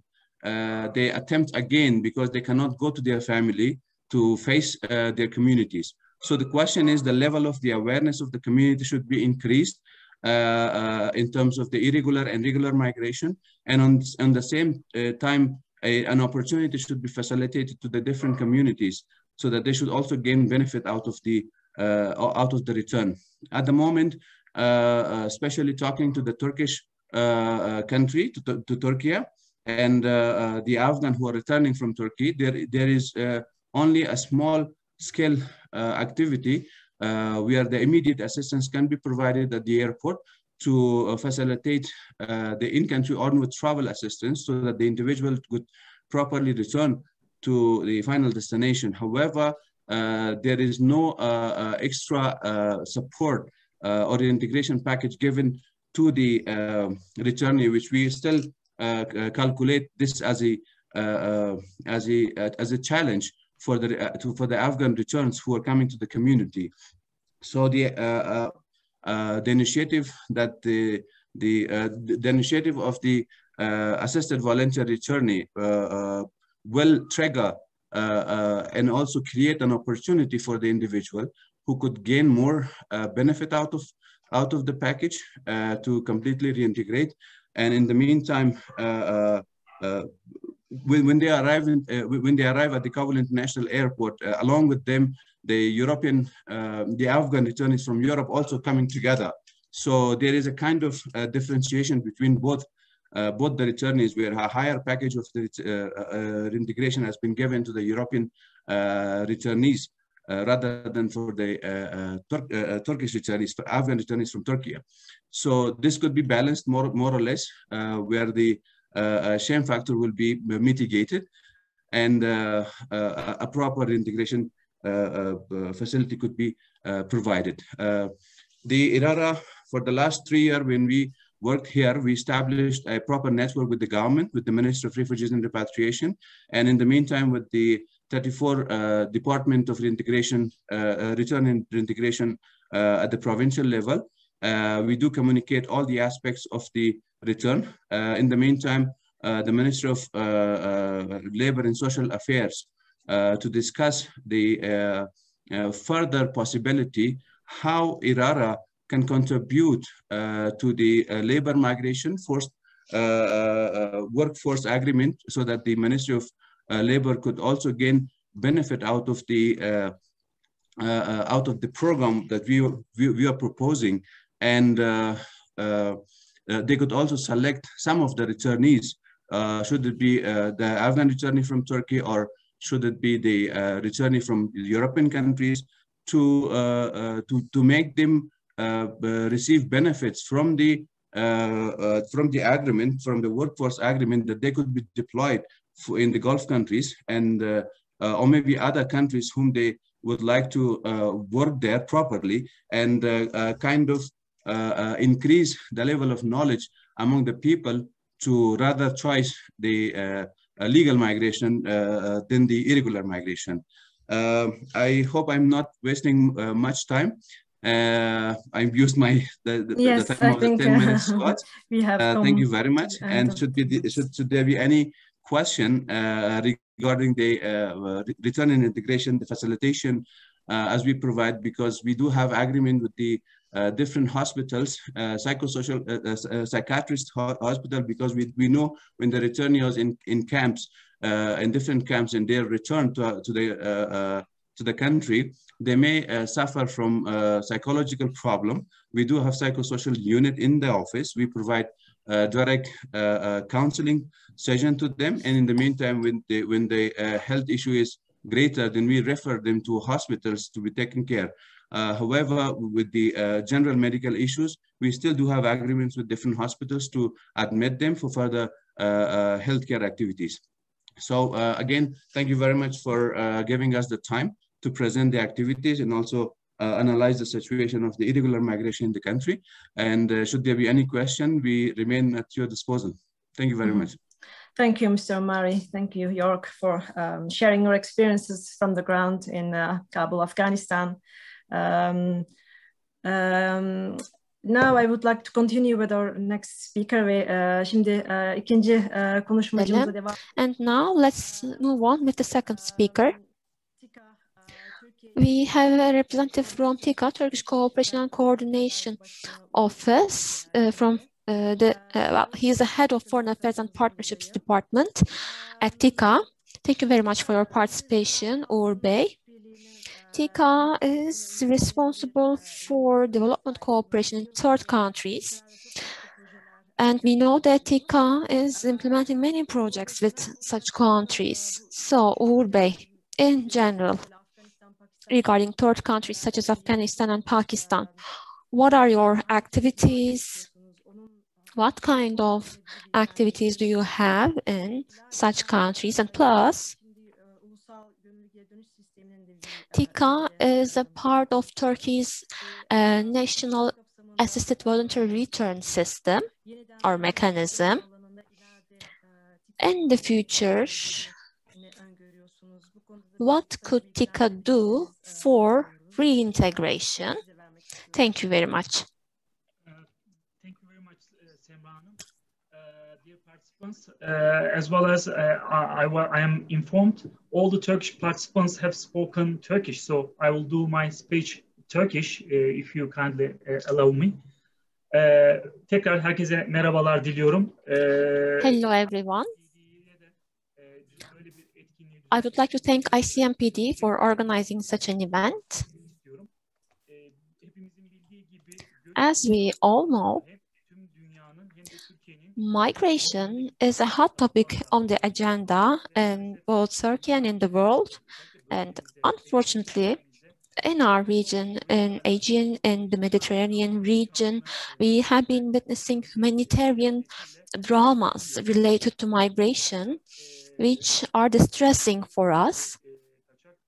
Therefore, irregular migration, clandestine migrants, are related to our country, are relevant for our country. Though TICA is not directly working with migrants, we have started to deal with them more. So first, let me give you some information about my institution, TICA, and then our involvement in the National Assisted Voluntary Return and Reintegration Mechanism of Turkey. And then I'll focus on source countries for migration, such as Afghanistan and Pakistan, and our activities in these countries, of course, respecting the time limit. As TICA, we are responsible for Turkey's external aid. We are a coordinating agency. TICA was established in 1992. We are active in the Middle East, Caucasus, and the Balkans, the Middle East, Africa, and Latin America. So TICA has turned into a global organization active in 60 countries with 62 program coordination offices. Most of these offices are in developing and underdeveloped countries. Out of them, 20 are in the LDC, the least developed countries. As TICA, we have certain priorities, priority sectors, including education, health, accommodation, sheltering, agriculture, animal husbandry, and income-generating activities, cultural cooperation activities, including restoration and renovation. So we are active in different fields. Annually, we have roughly 1,500 and 2,000 projects. We are not directly involved in humanitarian aid, but based on the need in the regions that we are working, we sometimes provide humanitarian aid, because in Turkey, as you know, we have the Turkish Red Crescent and AFAD, the two institutions responsible for humanitarian aid. But sometimes in certain countries such as Somalia or Afghanistan, or when there is an earthquake in a country that we are active, we are also engaged in humanitarian aid in such situations. For instance, during the pandemic, in terms of personal protective equipment and helping those in need of food, or regarding providing disinfectants or trainings on COVID, we were very active in different areas in which we do not have normally responsibilities, because our main activity is related to development aids, long-term development aids. That is our main area of work. So all the activities that we conduct in the source countries for migration are related to efforts that could contribute to the normalcy of life and to ensure that the root causes of migration are dealt with. Of course, we are working hand in hand with the DGMM, TRC, and the Ministry of Foreign Affairs. We have been conducting negotiations for the last couple of years. First, we signed a goodwill agreement and then a protocol for the national AVRR system in Turkey.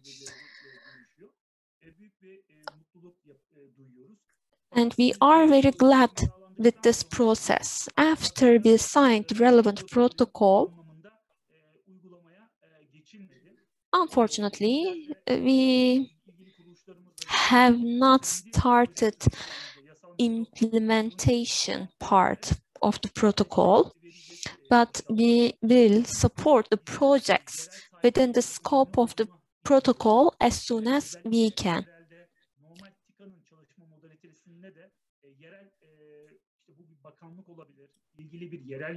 Locally, we are working with the ministries, with local governments, with NGOs. And similarly, in the field for NAVRR, we should have such partners, NGOs working with us in the field in the relevant countries.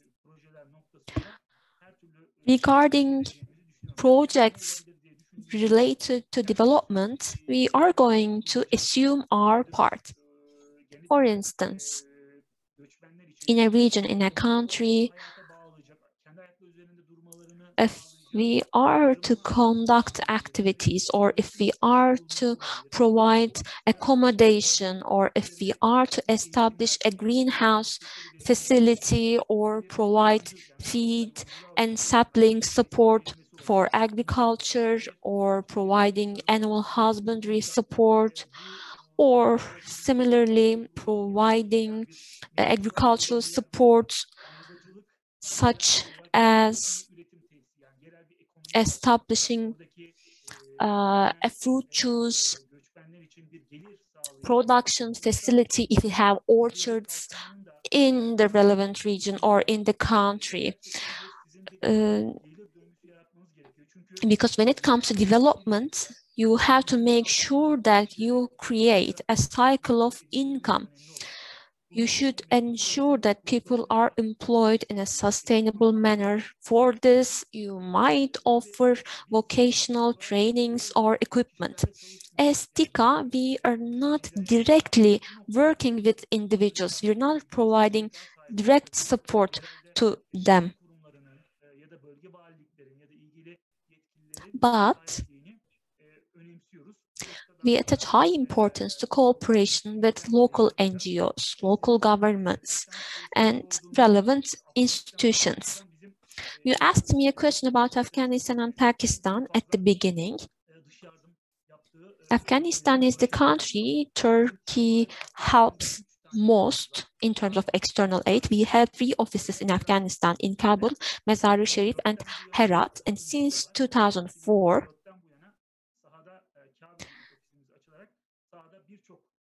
we have conducted many projects in the field.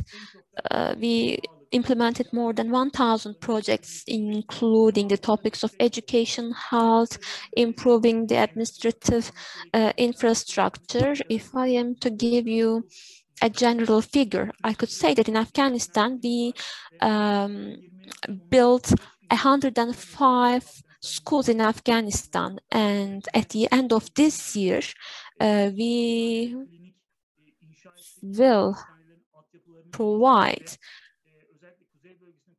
vocational training to many teachers in Afghanistan. We established some health clinics, and we contributed to the fact that around 9 million Afghans were able to benefit from health services.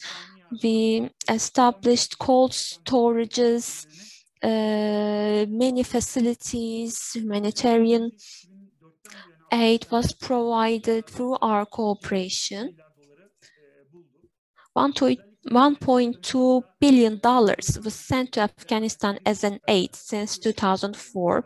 You know that in Afghanistan, we have internal migration because of terrorism. We have many IDPs in the country.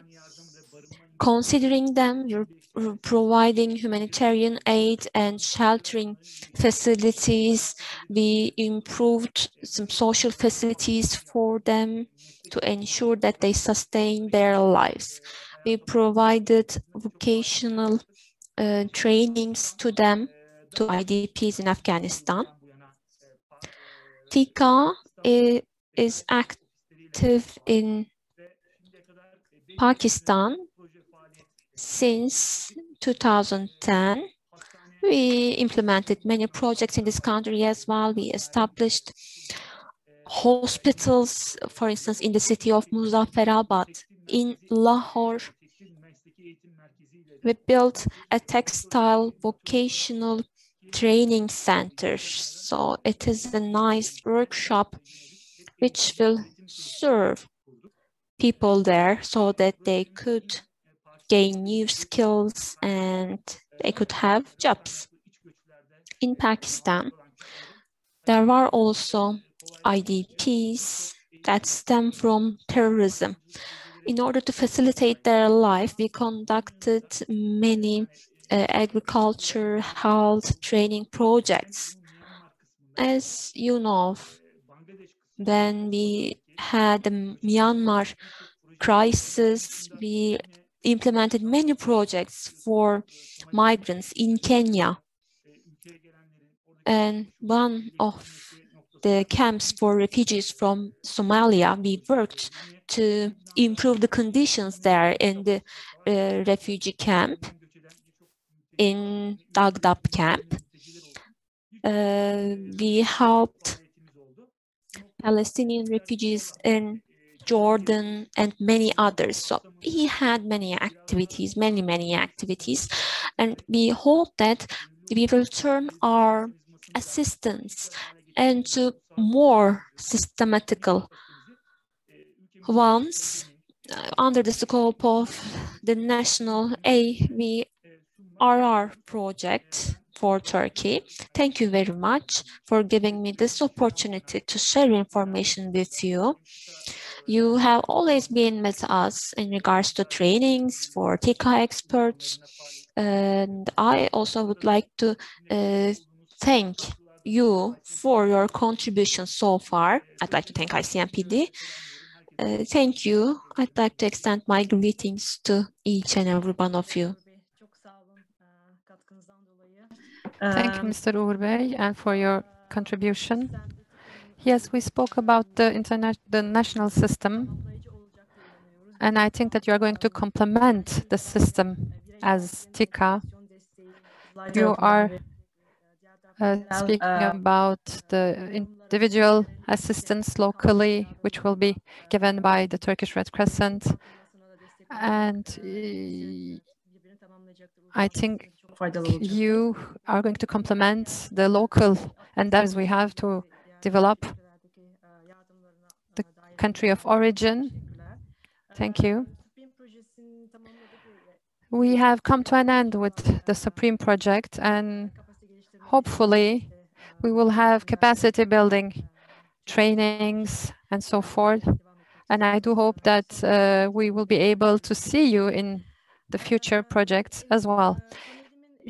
As the third speaker, guest of my panel, is main benefactor of DGMM, Hünkar Burkan İbn.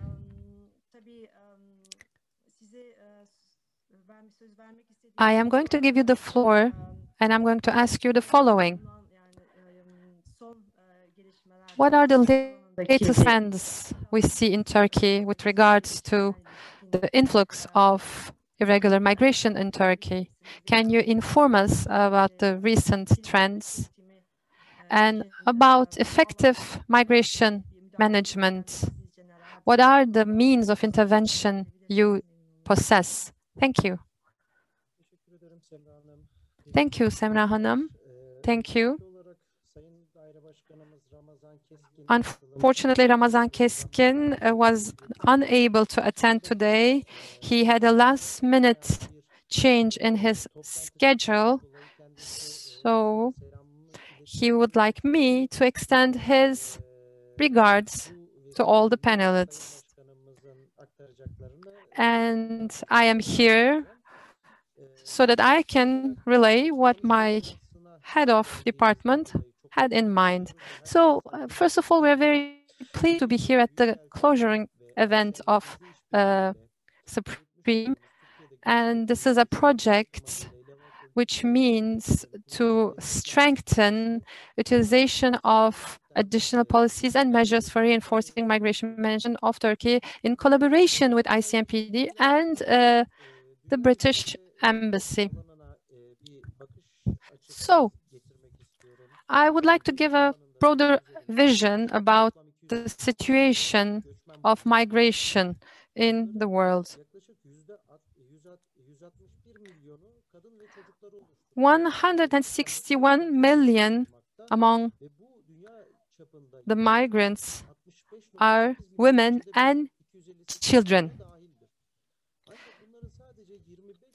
Approximately 280 million of migrants around the world, and only 3 million of them are regular migrants. 25% of them are regular migrants, sorry, and 65 million are EDPs.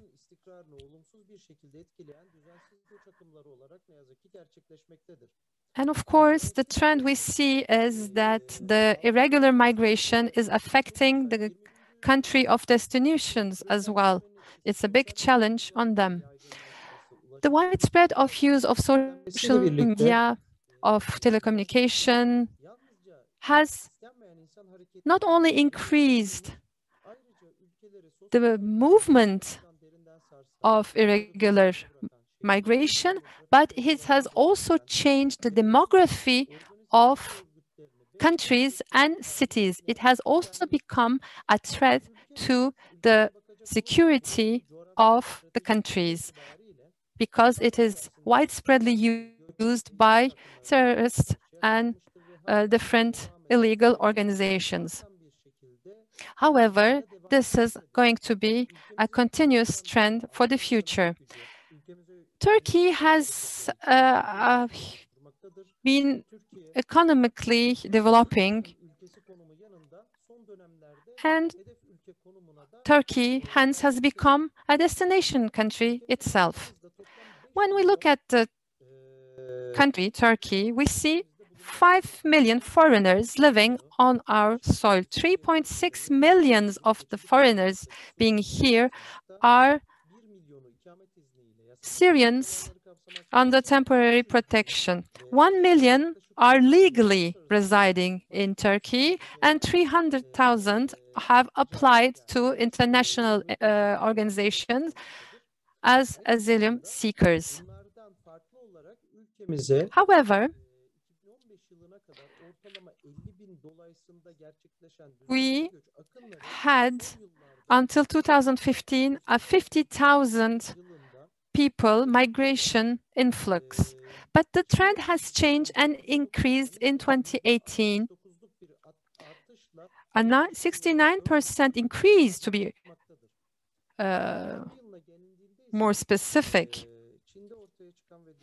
And with what happened in China in 2020 and the COVID pandemic that is affecting the entire world, I have mentioned earlier the telecommunication and the different means of mobility available to everyone. Those means and tools have been affected drastically, and it has, of course, had a negative impact on the influx of migration on Turkey. However, we are considering that after the pandemic, after COVID, the tendency will be an increase in the influx. And the new migration routes are also developing and changing. And we try to always remain dynamic and active in our fight against irregular migration. We not only see it as an effective mean, we also see it as a principle that it should be undertaken in a way which dignifies human dignity. We will always have a human rights approach vis-à-vis migration. We should have a sustainable policy focusing on the country of origin as to curb the influx of migration. And as tools, we have, which is one of the most important, the National Assistant Voluntary Return scheme. Our DGMM, Director General, since its establishment, has developed many policies and has undertaken many different activities in order to curb irregular migration. The most important outcome of our project is what we consider the scheme of National Assistant Voluntary Return System. Today, it is becoming also more and more implemented in the country of origins. And together, in cooperation with the different stakeholders active in the field of migration, we are trying to overcome the problems we are facing and the challenges we are facing in irregular migration and try to provide a safe and efficient return to the country of origin with reintegration in mind. Of course, we have always received the international experts coming from a country of origins and destinations to Turkey so that we can exchange knowledge and practices. And in 2019, we have revised our legal framework and integrated a National Assistant Voluntary Return system, and an assistance provided to them has been clearly an integral part of our efforts. With this new amendment to the law, we can say that we also have within our 4 stakeholders, national stakeholders, also the internal legislations which are going to ease the way we work. But however, this means also that we have the secondary legislation which is in effect and efficiently in place. Another amendment has been brought to our legal framework, and which is also a complementary element to the National Assistant Voluntary Return System. We have increased and reinforced the detention centers. Furthermore, the technical and also systemic infrastructure has been strengthened to have a more efficient mean of action vis-à-vis irregular migration. Distinguished participants, I would like to thank the representative of the British Embassy for its support throughout the project, to ICMPD, to all the stakeholders here, to everyone, to my colleagues and my friends.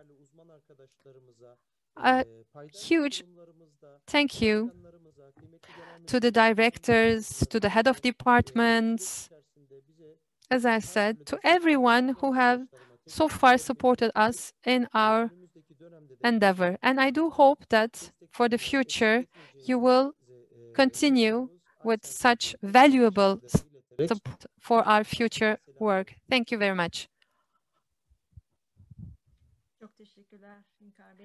Thank you very much, Hünkar Bey. Very interesting information you have provided us with regards to the recent trends, and also an overview about what happened since the beginning of the SUPREME project, what we did and what you did. Thank you for those valuable piece of information. I have Aycan Hanım on my screen. I know that we are a little behind our schedule, so please, without further ado, I would like to give the floor to Aycan Hanım for the third panel. And allow me to thank each and every one of my panelists for their valuable contribution. Thank you, Semra Hanım. I just first would like to apologize to our panelists and our participants for the delay in our program on such a Friday afternoon. I hope that you will be able to bear with us for a final concluding panel where we will be discussing the importance of regional and international cooperation in migration management with three distinguished panelists. I think I just want to wait one more minute because I see that one of our panelists is still missing.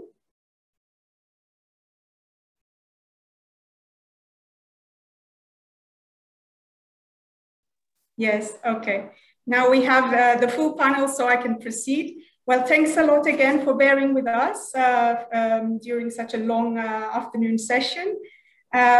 So the issue at hand at the last panel is, as I mentioned, the importance of regional international cooperation in migration management. We have heard throughout the afternoon the various challenges faced by countries of origin, as well as countries such as Turkey, which has become regional hub with respect to irregular migration. And of course, destination countries have their own challenges and difficulties, in particular, following the COVID-19 pandemic. So comprehensive migration management requires cooperation among these countries of origin, transit, and destination. And I think the 2015 Syria crisis, the Syrian refugee crisis, and more recently, of course, the COVID-19 pandemic have been stark reminders of of how fundamental such regional and international cooperation is in managing mobility and migration. Without further ado, I want to give the floor to our first speaker, Mr. Serdar Özkan, Head of Migration Department at the Turkish Ministry of Foreign Affairs. Sayın Özkan, tekrar hoş geldiniz. Çok teşekkürler aramızda olduğunuz için. Sayın Özkan. Thank you, Serdar Özkan. Welcome to the panel. So since the Syrian crisis, since 2014, Turkey has been the recipient, the highest recipient of migrants throughout the world. But with the recent trends we have seen worldwide, Turkey has also become a destination country. So I see that we have in front of Turkey a very complex problem of migration, irregular migration. And migration is, of course, under the authority, partly under the authority of the Ministry of Foreign Affairs. And you do play an important role in cooperations. So for the next days, specifically in terms of increasing partnerships with the country of origins, we should keep this in mind, but also as Turkey is trying to increase its policy and its cooperation with destination countries. So how does Turkey stand and what is the policies applied by the ministry and as a state in terms of relationships and partnerships? Thank you very much to ICMPD for their valuable contribution today. And I would like to also seize the opportunity and thank the EU. I see here Marijn and Maxine. Salute them all. Hi. So the subject matter is beyond what we are discussing today. And all the panelists previously have very nicely described the situation. So if you would allow me, I would also like to give you some concept or some figures so that we have an understanding of what we are dealing with. Since 2014, Turkey is receiving the highest number of migration and refugees. We have 4 million of people, 3.7 of them are Syrians, and they are under temporary protection. So 4 million of people. And you have just mentioned the current situation in the country of origins is affecting all of us. And because of the geography of our destiny, we are affected directly. They are leaving their homes, their families, and they are seeking for a better future with high hopes. They are leaving behind the war, poverty, floods, and all disasters you can imagine, seeking a better future. This is very understandable. And we have also in place an international system which is dealing with this. However, there is, among this migration trends, the irregular aspect of migration. So we don't deal with the people who are seeking better futures. We are probably dealing mostly with those who are facilitating the irregular migration. And here, international cooperation plays a huge importance. We are trying to prevent, of course, migration influx. However, this is not going to end any future migration. We have a huge potential as we understand the region, and all the panelists previously have very well described it. Afghanistan, Syria are dealing with huge challenges. This is not only our concern. I mean, for Turkey, we are a transit country. We are on the route of migration, and all the countries around the world are going to be affected by migration. So this is why we should have a comprehensive approach dealing with irregular migration, and the cooperation should be also at the international level. We should not put the burden on one country's shoulders. You should not look for one country and try to understand how they can manage migration, how can make sure that they have efficient return and reintegration policies within the framework of the migration management. I think, I reiterate, we should consider migration as a whole. It's not something Turkey can do alone, or not only Turkey, any one country can do alone. So we should not give the responsibility to one country. We should make sure that we have a cooperation, and we should make sure that we can manage efficiently migration, but also irregular migration. Our priority, of course, is to have a voluntary return of the irregular migrants to their country of origin. That's the priority. And within the framework of SUPREME, we had in mind the National Assistant Voluntary Return System. However, what's on the field, what is the reality, is maybe going to be clear in the coming days, in the coming periods. The development that we are going to see in Afghanistan is going to shape also what we are trying to do. And there is human trafficking and illegal smuggling activities. And we are fighting against human trafficking. And we have the units who are working day and night and cooperating with all the relevant stakeholders. But this is a trans-border issue. Although we have the statement, although everybody has the same statement, we are fighting against trafficking of human beings and human smuggling. If we don't have the same understanding in dealing with them, we see that those kind of crimes still persist. We should have effective international cooperation. Another issue, which is among our priorities, is also to lessen the burden of migration on Turkey, because the numbers we have is not sustainable for Turkey. We don't speak about 2,000 people, 3,000 people. The numbers we have are unsustainable. This is why we should lessen the burden of the migrants on Turkey.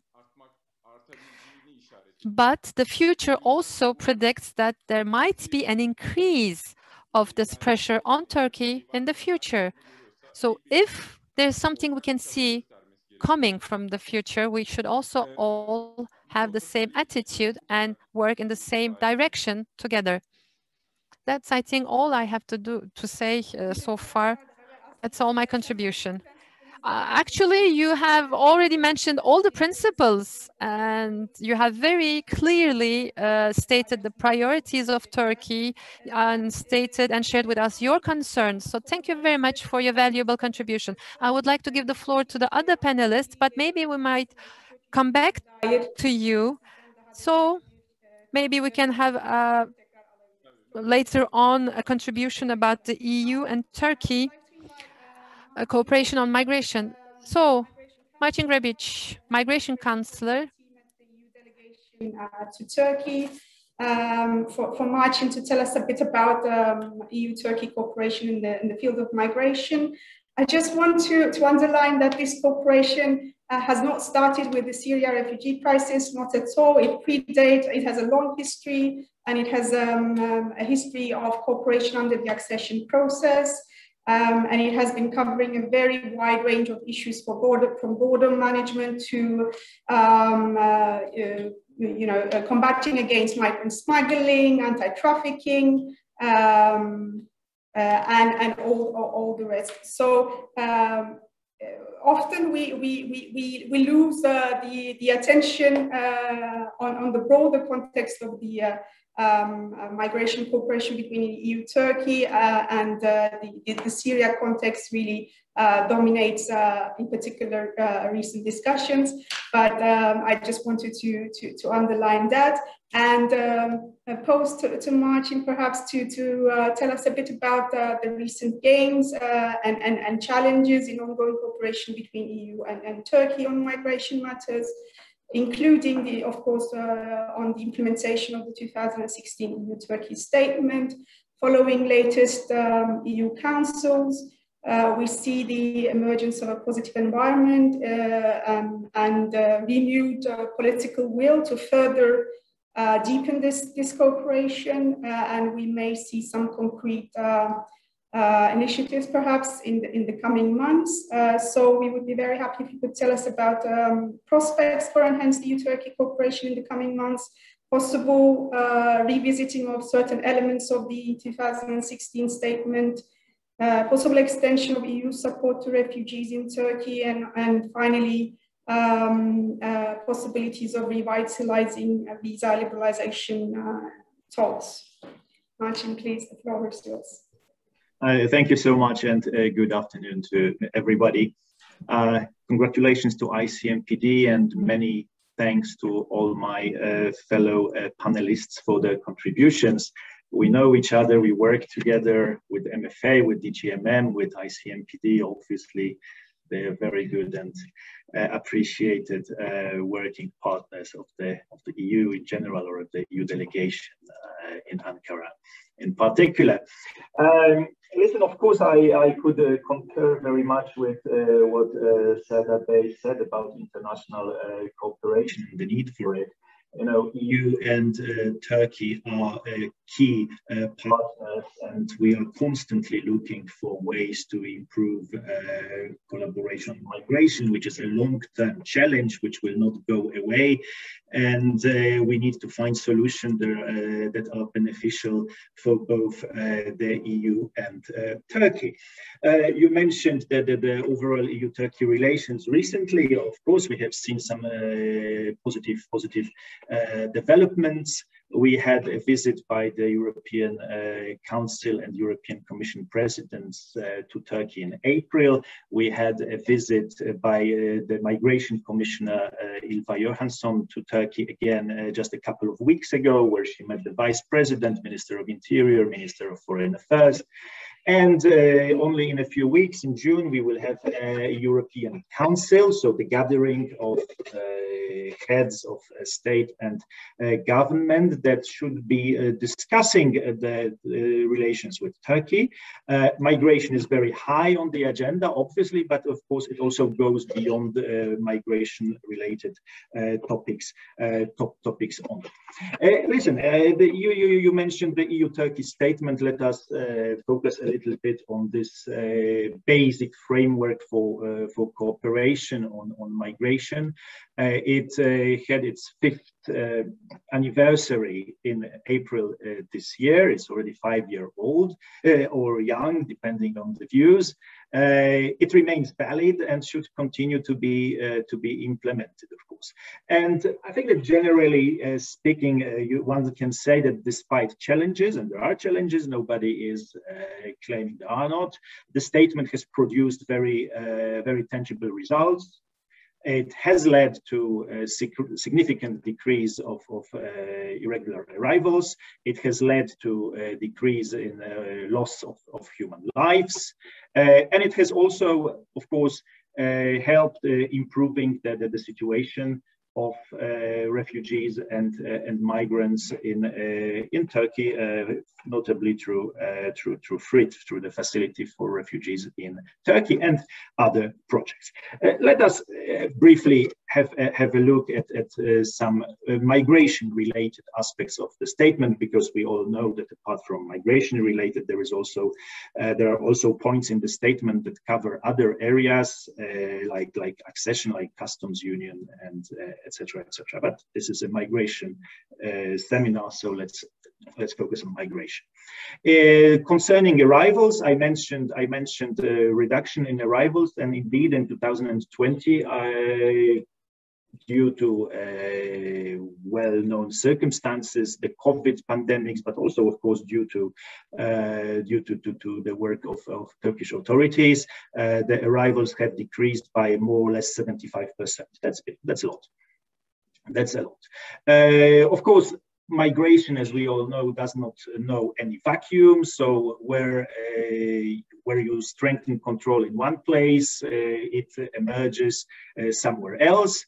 As long as, or as far as my arrivals from Turkey to Greece have reduced very much, we have seen increases in arrivals from Turkey to Italy or to Cyprus via the so-called Green Line. Let's just keep it in mind, because it's good to know that, of course, that there is arrivals are not only from Turkey to Greece, but also to other countries. Secondly, one of the points addressed in the statement is the question of returns of irregular migrants from the Greek islands and resettlement from Turkey to EU countries. And here, of course, the pandemics kicked in, and as from March 2020, Turkey has suspended the returns of migrants from the Greek islands. All in all, the pace of those returns is rather slow, and altogether 2,100 people, slightly more than 2,100 people have been returned. On the other hand, the resettlement, so the resettlement of Syrian refugees from Turkey to EU countries, the most vulnerable Syrian refugees, is ongoing. After a short break due to the pandemic, the EU has resumed resettlements, and now so far there is over 29,000 people resettled. So, strictly speaking, kind of for 1 to 12 most likely ratio between the returns and resettlements. But of course, the figures are not the most important in this exercise. So of course it would be for us in this aspect, for us it would be very important. It would be that we can come back to the situation for the irregular migrants to be returned from the Greek islands. But thirdly, let us focus a little bit on finances, because this is something of importance. We all know that having 4 million people in Turkey puts a burden on Turkish institutions, on Turkish finances. Let me just start with some figures. You mentioned, of course, that the EU-Turkey cooperation predates the Syrian crisis. This is of course true. Already under so-called IPA, Instrument for Pre-Accession, which is an instrument that the EU puts at the disposal of candidate countries. Turkey has received some considerable amount of money for border management and for migration management. I think more or less 600 million euros since 2007. So of course, DGMM is one of the major benefactors of this approach. But this is for institutions, so that's another thing. But fourthly, and maybe I will stop here a little bit longer, this is the support from the EU for the refugees and for the host communities that comes from the Facility for Refugees in Turkey, a program that was agreed back in 2015 or 16, and which puts at the disposal of those refugees and host communities the famous 6 billion euros for projects. These days, more than 100 projects altogether that should be providing for basic needs, education, health, some municipal projects, etc., etc. So just you know that there is a lot of discussion about the pace of disbursement of this money. It could be faster, it's too slow, etc., etc. I think that the most important thing is what difference that the money makes on the ground. And indeed, if we talk about the envelope as such, the 6 billion euros in total have been contracted.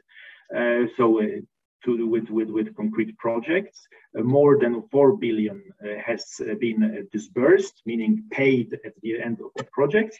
And so we are still having projects running until, if I'm not completely mistaken, 2025. I think the last project will end until this first envelope of 6 billion.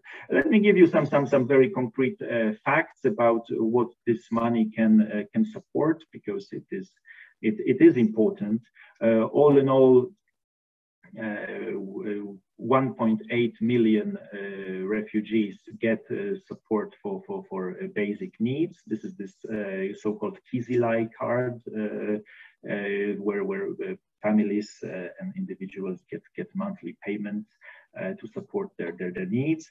We pay for education, or we support education. Of course, around 680,000 refugee kids can go to school thanks to the support. We are constructing schools, around 200, maybe even more than 200. We are constructing migrant health centers, as well as paying the personnel that works in those health centers. And of course, you know, millions of refugees are here in Turkey. They need continuous support, and we are talking with the Turkish authorities about it. I think that we have very clearly indicated, including our leaders, the European Council, that we want to continue supporting refugees and host communities. We are now, I say the European Commission is now working on concrete proposals with concrete money, of course, to support refugees, not only in Turkey, but also in Lebanon, also in Jordan. Let's not forget that in those countries there is also a considerable number of people who need support. And of course, an important point, we are aware that the support should not be interrupted. Yes, so when money from one end ends, we should have in place further financial assistance, so that, as I said, the help, the payments are not interrupted. Last but not least, visa liberalization, which you mentioned. We know perfectly well that the statement says or envisages acceleration of work towards visa liberalization. And you may know that we are working along a so-called visa liberalization roadmap. This is something, a roadmap is an instrument which the EU has with each and every country that wants to have visa liberalization with EU. And there are 72 different policy benchmarks to be fulfilled. It's not Turkey specific, it is something that is also asked to other countries. And out of those 72 benchmarks, Turkey fulfilled 66. So huge majority of everything. Now, allow me to say, of course, that before we can consider proposing the visa liberalization to the Council and to the European Parliament, meaning to the member states and to the European Parliament, to take the final decision, because it is with them. Well, Turkey still needs to fulfill those 6 outstanding benchmarks, and some of them I can imagine are pretty much complicated, but given that 66 out of 72 have already been fulfilled, I think that we are on a good way. Listen, I will not go into details of those benchmarks. It's probably that doesn't make sense. We just reiterate that Turkey is a key partner in our international cooperation. I think that EU-Turkey statement was at the time something very new, and is, even though it is a political agreement, and it helps us cooperate very well with Turkey. But still, we are of course looking to deepen the engagement and to work long term, because as we all know, migration will not go away. Thank you. Thank you, Martin, for touching upon such a wide area of issues in such a short time. Indeed, I think despite political hurdles, the EU-Turkey statement introduced a unique framework for cooperation that did deliver tangible results. Irregular migration from Turkey to the West have been decreased significantly. And it's very positive that the European Commission has been called to issue a new proposal for continued funding to Syrian refugees in the region, including inside Turkey. As ICMPD, I think one of our key policy advocates would be to encourage parties and to encourage the EU institutions to focus any further assistance to refugees inside Turkey and in other hosting countries on durable solutions. It's been 10 years since the Syrian refugee crisis, and I think the response would have to be nuanced to the new realities on the ground. So we would welcome such a perspective from EU institutions. I would want to ask you a very brief question on one element that is also in the statement. It's partly political, but it's also, of course, very much related to the possibility of relaxing the strain on Turkey in terms of hosting a very large number of Syrian refugees, which is the issue of the possibility of return of some Syrians to some parts of Syria where there is the necessary conditions in place in medium to long term. We're not talking about short term. We realize that the situation, in particular as concerns the security situation, is not, it may not be conducive in the very short term. But what is the thinking inside the EU and EU institutions for the medium to long term in terms of enhancing dialogue with Turkey and on perhaps assessing, but also supporting the necessary conditions for return to inside Syria. Let me unmute. Well, yes, indeed, the current conditions in Syria, in our view, are not conducive to returns. We favor the UNHCR approach, which is voluntary, dignified, sustainable return. We don't think this is yet the case now, of course. I think it's too early to say. I mean, there are, the situation in Syria is as it is. Many people will not be able to go back to Syria even if the war stops, well, let's say tomorrow. I mean, strictly theoretically, yeah, because the reasons why they escaped the Syria are such that they probably will not be able to go back. So for the time being, our approach indeed is to support Syrian communities in Turkey, for example, or in neighboring countries, because this is something that works and brings tangible results, I would say.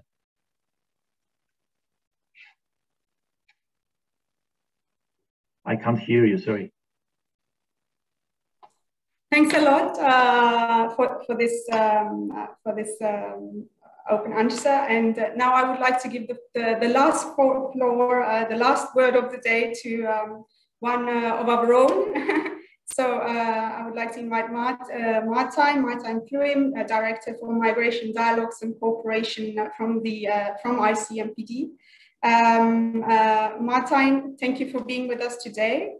ICMPD, as you know very well, takes a regional approach in its work and to support efficient cooperation and partnerships along migration routes. Serdar Bey also alluded to the importance of having a whole-of-route approach, and this we seriously try to achieve in our work in ICMPD. So, I mean, preparing for the expected rise, let's say, in migration pressures post-COVID, how do you see the role of migration dialogues in fostering such interstate cooperation on migration challenges? Any recommendations for Turkey, for the region? And perhaps also looking into very recent developments in the EU, which may have an impact on, may have implications on Turkey. How do you see the emerging reform of EU's migration management system with the new EU Pact on Migration and Asylum and its external dimension, whether it would be conducive to also help improve cooperation between Turkey and EU vis-a-vis third countries? Thank you, Ayten. I hope that the sound quality is good enough. A long time since I've been doing this from the office. Thank you for the interesting questions, and also I'm recognizing that I'm one of the last speakers before a well-deserved weekend for all our participants. So let me first start with paying my respect to Turkey for indeed hosting the largest refugee population in the world for years, and congratulate all Turkish institutions for their work that they have done until now, including DGMM, of course, since its establishment. But of course, we have a long and strong cooperation with Turkey, not only with DGMM since its first day of its establishment, but with numerous other institutions, obviously the Ministry of Foreign Affairs, but also many other ministries, where we can really see that Turkey is trying to work in a whole of government approach in managing a very complex challenge that they are confronted with on a daily basis for a long term now. As ICMPD, we represent 18 member states, and we are now active with our 400 people in some 90 countries. What we try to do is to take a regional approach, as Ayten said, where we try to support efficient cooperation and partnerships along different routes, and linking research, migration dialogues, capacity development. And in Turkey, we have a very broad portfolio that we have built up, and next to the providing support for policy, strategy development, research, capacity building, and of course our support to migration dialogues. We've also worked closely to support the establishment of the National Assisted Voluntary Return and Reintegration Program. And we are very happy that the important milestone was reached in our support in that regard. Now, to come to your first question, the role of migration dialogues and the impact of COVID. And of course, the COVID-19 pandemic has deeply affected this and also the work of the dialogues. We have been able to continue a lot of the work by hosting numerous kind of workshops and briefings and consultations. Of course, they don't replace the meetings in person, where you have the chance to a lot of informal contact. What we see is that while part of the world, of course, is trying to leave the COVID-19 pandemic behind and then opening up and bars are opening, people can go to musea again, many parts of the world are still struggling. And this leads to further inequalities in the world. And therefore, what we will probably realize this year, but also in the years beyond, is probably an increase in the numbers of people who are displaced, either leading also to new flows towards and through Turkey and Europe. The combination of conflicts, the health and economic impact of COVID-19, but also the impact of climate change creates kind of a new perfect storm, which could lead to a return to pre-pandemic migration levels. Many people forced to leave the house against their will, just as an act of survival, as also Sarah already mentioned before. And for us, how we see migration dialogues, they are the oil in the international migration management machine. You can have a lot of projects or procedures or processes, but in order to facilitate partnership, you need connections, you need trust, you need relationships. And therefore, these migration dialogues are an important part of our work. Whether they are bilateral, regional, or interregional dialogue, we find this essential to combat irregular migration, but also to find legal alternatives. And here, the impact of the COVID-19 pandemic and the potential outlook post-COVID makes regional dialogues even more important. We can jointly work on regional agendas, define regional priorities, and also monitor new trends along these routes. I think that is especially important to identify the right actions to be taken. Of course, we support different platforms, the Budapest process chaired by our friends from Turkey, the Prague process, the Rabat process, the Khartoum process. So understanding this is important. We have always understand how to continue to support, develop also bilateral dialogue. So the efforts of Turkey and the countries of origin in the wider region to strengthen bilateral dialogue and cooperation. And here, numerous operational initiatives have commenced, like the migration resource centers that we support in Afghanistan, Pakistan, Iraq, Bangladesh, and Tajikistan. They help us to provide information to migrants, to people who want to migrate, on the risk of irregular migration, promoting legal migration. And we have seen a complete change since COVID started, where you can monitor very carefully what the insecurities have been, which have been created due to COVID. The insecurities both on the future migrants, potential migrants, but also people who are abroad. And all this information that we get from this operational activities, we of course feed back into the dialogues to also lead them and help them to draw different conclusions. So for me, the role of dialogues, to conclude on this first question, is they will remain essential to jointly find measures and steps to work towards common approaches towards the new migration realities that we will be confronted with in the coming months and years ahead. Now, to come back to your second question, the new European Pact on Migration and Asylum and its potential for the cooperation between Turkey and the EU. As you all know, the pact has a very strong external pillar, external dimension, which among others aims to reinforce international partnerships, with a goal to ensure both effective return, combat irregular migration, but also to develop legal migration channels through both the dialogues, but also to an instrument called the talent partnerships. So there is a broad ambition in the pact to go beyond traditional ways of cooperation, but to seek new avenues of cooperation between the EU and its partners. And as Marcin already has emphasized, the relations on migration between Turkey and the EU are long-standing, they are intense, and yeah, as we all know, they range from a strong Turkish diaspora in Europe to migrant flows through Turkey, and obviously Turkey's essential role in hosting millions of refugees, but also as a partner in the cooperation against irregular migration. So there is numerous strategic interest for both the EU and Turkey to closely cooperate on all aspects on migration.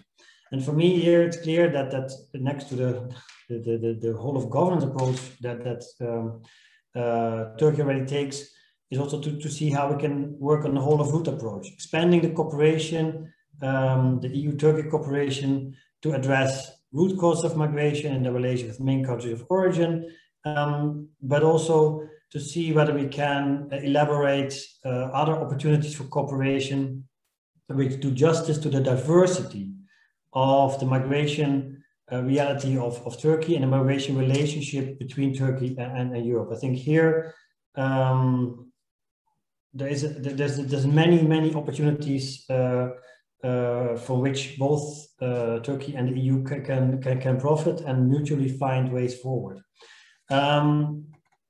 One of the efforts that we are developing in this direction is an initiative that we are working on with the Director General for Migration Management, the DGMM, is the establishment of an international migration research and cooperation center. This is a vision of this center, is to kind of become a state-of-the-art international research, training and cooperation platform where we would like to have a focus on the Eastern Mediterranean migration route. And we believe that the support for the establishment of this center would also help to extend the framework for cooperation within the region and to come to sustainable migration management modalities. And yeah, together with our partners, we are looking forward to supporting the establishment of such a center. So for me, as I said, the Migration Pact is just one of the elements which can support the cooperation between Europe and Turkey, but we have heard various examples. I would just call here upon the creativity and the ambitions of all to make this a successful cooperation. Thank you very much. Thank you, Martijn. Thank you for providing an optimistic and positive perspective on possible opportunities for enhancing cooperation, not only between Turkey and EU, but of course between Turkey and EU vis-a-vis third countries. We can only hope that institutions like ICMPD can help facilitate that the common strategic interests are fulfilled. So we can continue to play a facilitating role. Before concluding the panel, I just want to turn to all of our panelists to see whether they would have any additional remarks, any additional comments, starting with Serdar Bey, if you'd like to take the floor. Otherwise, please Serdar Bey. Thank you very much for giving me the floor once again. I've listened to the other two panelists. I'd like to underline the following. After the EU-Turkey deal, we saw certain contributions to decreasing the number of irregular migration, as mentioned by Martijn and the report of EU-Turkey High Representative. Turkey has fulfilled its obligations under the deal. Since 2013, EU has seen the lowest numbers of migrants. If Turkey was not there, millions of people may have reached Europe so far. So this is a result of Turkey-EU cooperation. I would like to thank the European Union for their contribution so far and for Syrian refugees in Turkey. But I need to say that the statement was not only related to migration, it only organized the relationship between Turkey and EU, and we are expecting EU to fulfill its commitments. One of the most important, among our most important priorities is the return, safe and dignified return of Syrians to their countries. More than 400,000 Syrians returned on a voluntary, safe and dignified manner to certain regions in Syria, which shows that if the conditions are there, returns are possible to Syria. If we can do so, this could decrease the migration pressure on both Turkey and EU. So it is a common issue, and it is an issue mentioned in the EU-Turkey statement. As mentioned by Marhain in terms of EU-Turkey, in terms of EU Asylum and Migration Pact, yes, cooperation with third countries is very well. I have read the text. It seems very well, but the purpose of the pact is not only to protect European borders. That shouldn't be the situation. That shouldn't give the burden to the transit countries only, because EU should also work to decrease the migration pressure on transit countries. If not, otherwise, stopping migration to the EU at the borders will not be advantageous for any of the parties. That was all from my part. Thank you very much. If you have any questions, I can answer them. You want to add any remarks or comments? I would just like to thank my co-panelists because you know, we work together regularly. We share insights. It's also always good to exchange ideas. I'm of course very well aware about the Turkish concerns regarding northern Syria and regarding situation in Idlib. We share those concerns, but as I think that for today, I just thank everybody and wish you a good night. Thank you, Martin. I look at my time, but otherwise we conclude today's session. It's been a long afternoon. Thank you again for your patience and for bearing with us, dear participants. I give the floor to Tamer Bey, our director, to conclude today's panel. Thank you. Thank you, Ayjan, for moderating this excellent session. And I would like to also thank all the panelists, not only for the last panel, but all the panelists who joined us throughout the day. We have discussed all aspects of migration management in Turkey and the region. It's clear that migration management requires an extensive approach. We need to understand the situation. We need to understand the potential developments. We need to understand the perspectives of our counterparts and also assess the policies to be able to be ready what to do next. Today's conference has been designed to be able to elaborate all these details through listening the stakeholders from both in Turkey as well as international community, and also as a representative of country of origin, ambassador of Afghanistan. I think one of the concrete takeaways for all of us that we can note is countries need to understand each other, their prioritization, and they should work together. I think migration cannot be managed only through the specific actions of the countries. It requires a consolidated approach. When we look to the situation in Turkey, it's clear that migration flows to Turkey, through Turkey will continue. But I think it's also clear that Turkey will not be able to absorb such numbers. Therefore, it requires a consolidated approach from Turkey to be able to apply complementary policies. On one side, ensuring international protection for the ones who are in need of protection, prevent vulnerabilities, but also facilitate returns and reintegration as much as possible. Of course, for the ones who are staying in Turkey, there has to be extensive integration policies, but also these policies has to be complemented with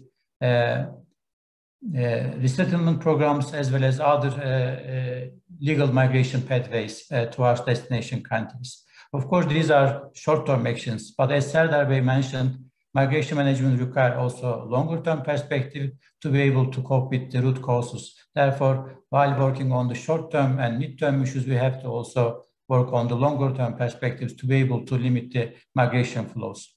Martijn mentioned clear words, bilateral dialogue, regional dialogue is essential. Maybe we should be guided by a regional migration agenda to be able to support all the countries in the region, to be able to do something good for migrants, refugees, countries of origin, countries of destination and transit. That's our role. Once again, thank you for all of you for being with us, listening us, and contributing discussions. Aycan. Would also like to underline that today's discussion has clearly demonstrated how complex migration is as a phenomenon.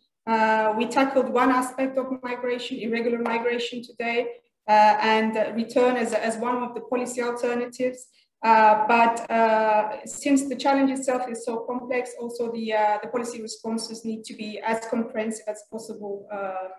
Therefore, I just want to conclude by underlining again the importance of having a comprehensive approach, employing various policies and alternatives at the same time, and of course working on the basis of cooperation both at the bilateral, regional and international level. I would like to conclude all our panelists and participants for being with us today. Thank you. Thank you. Have a nice evening. See you at our next session.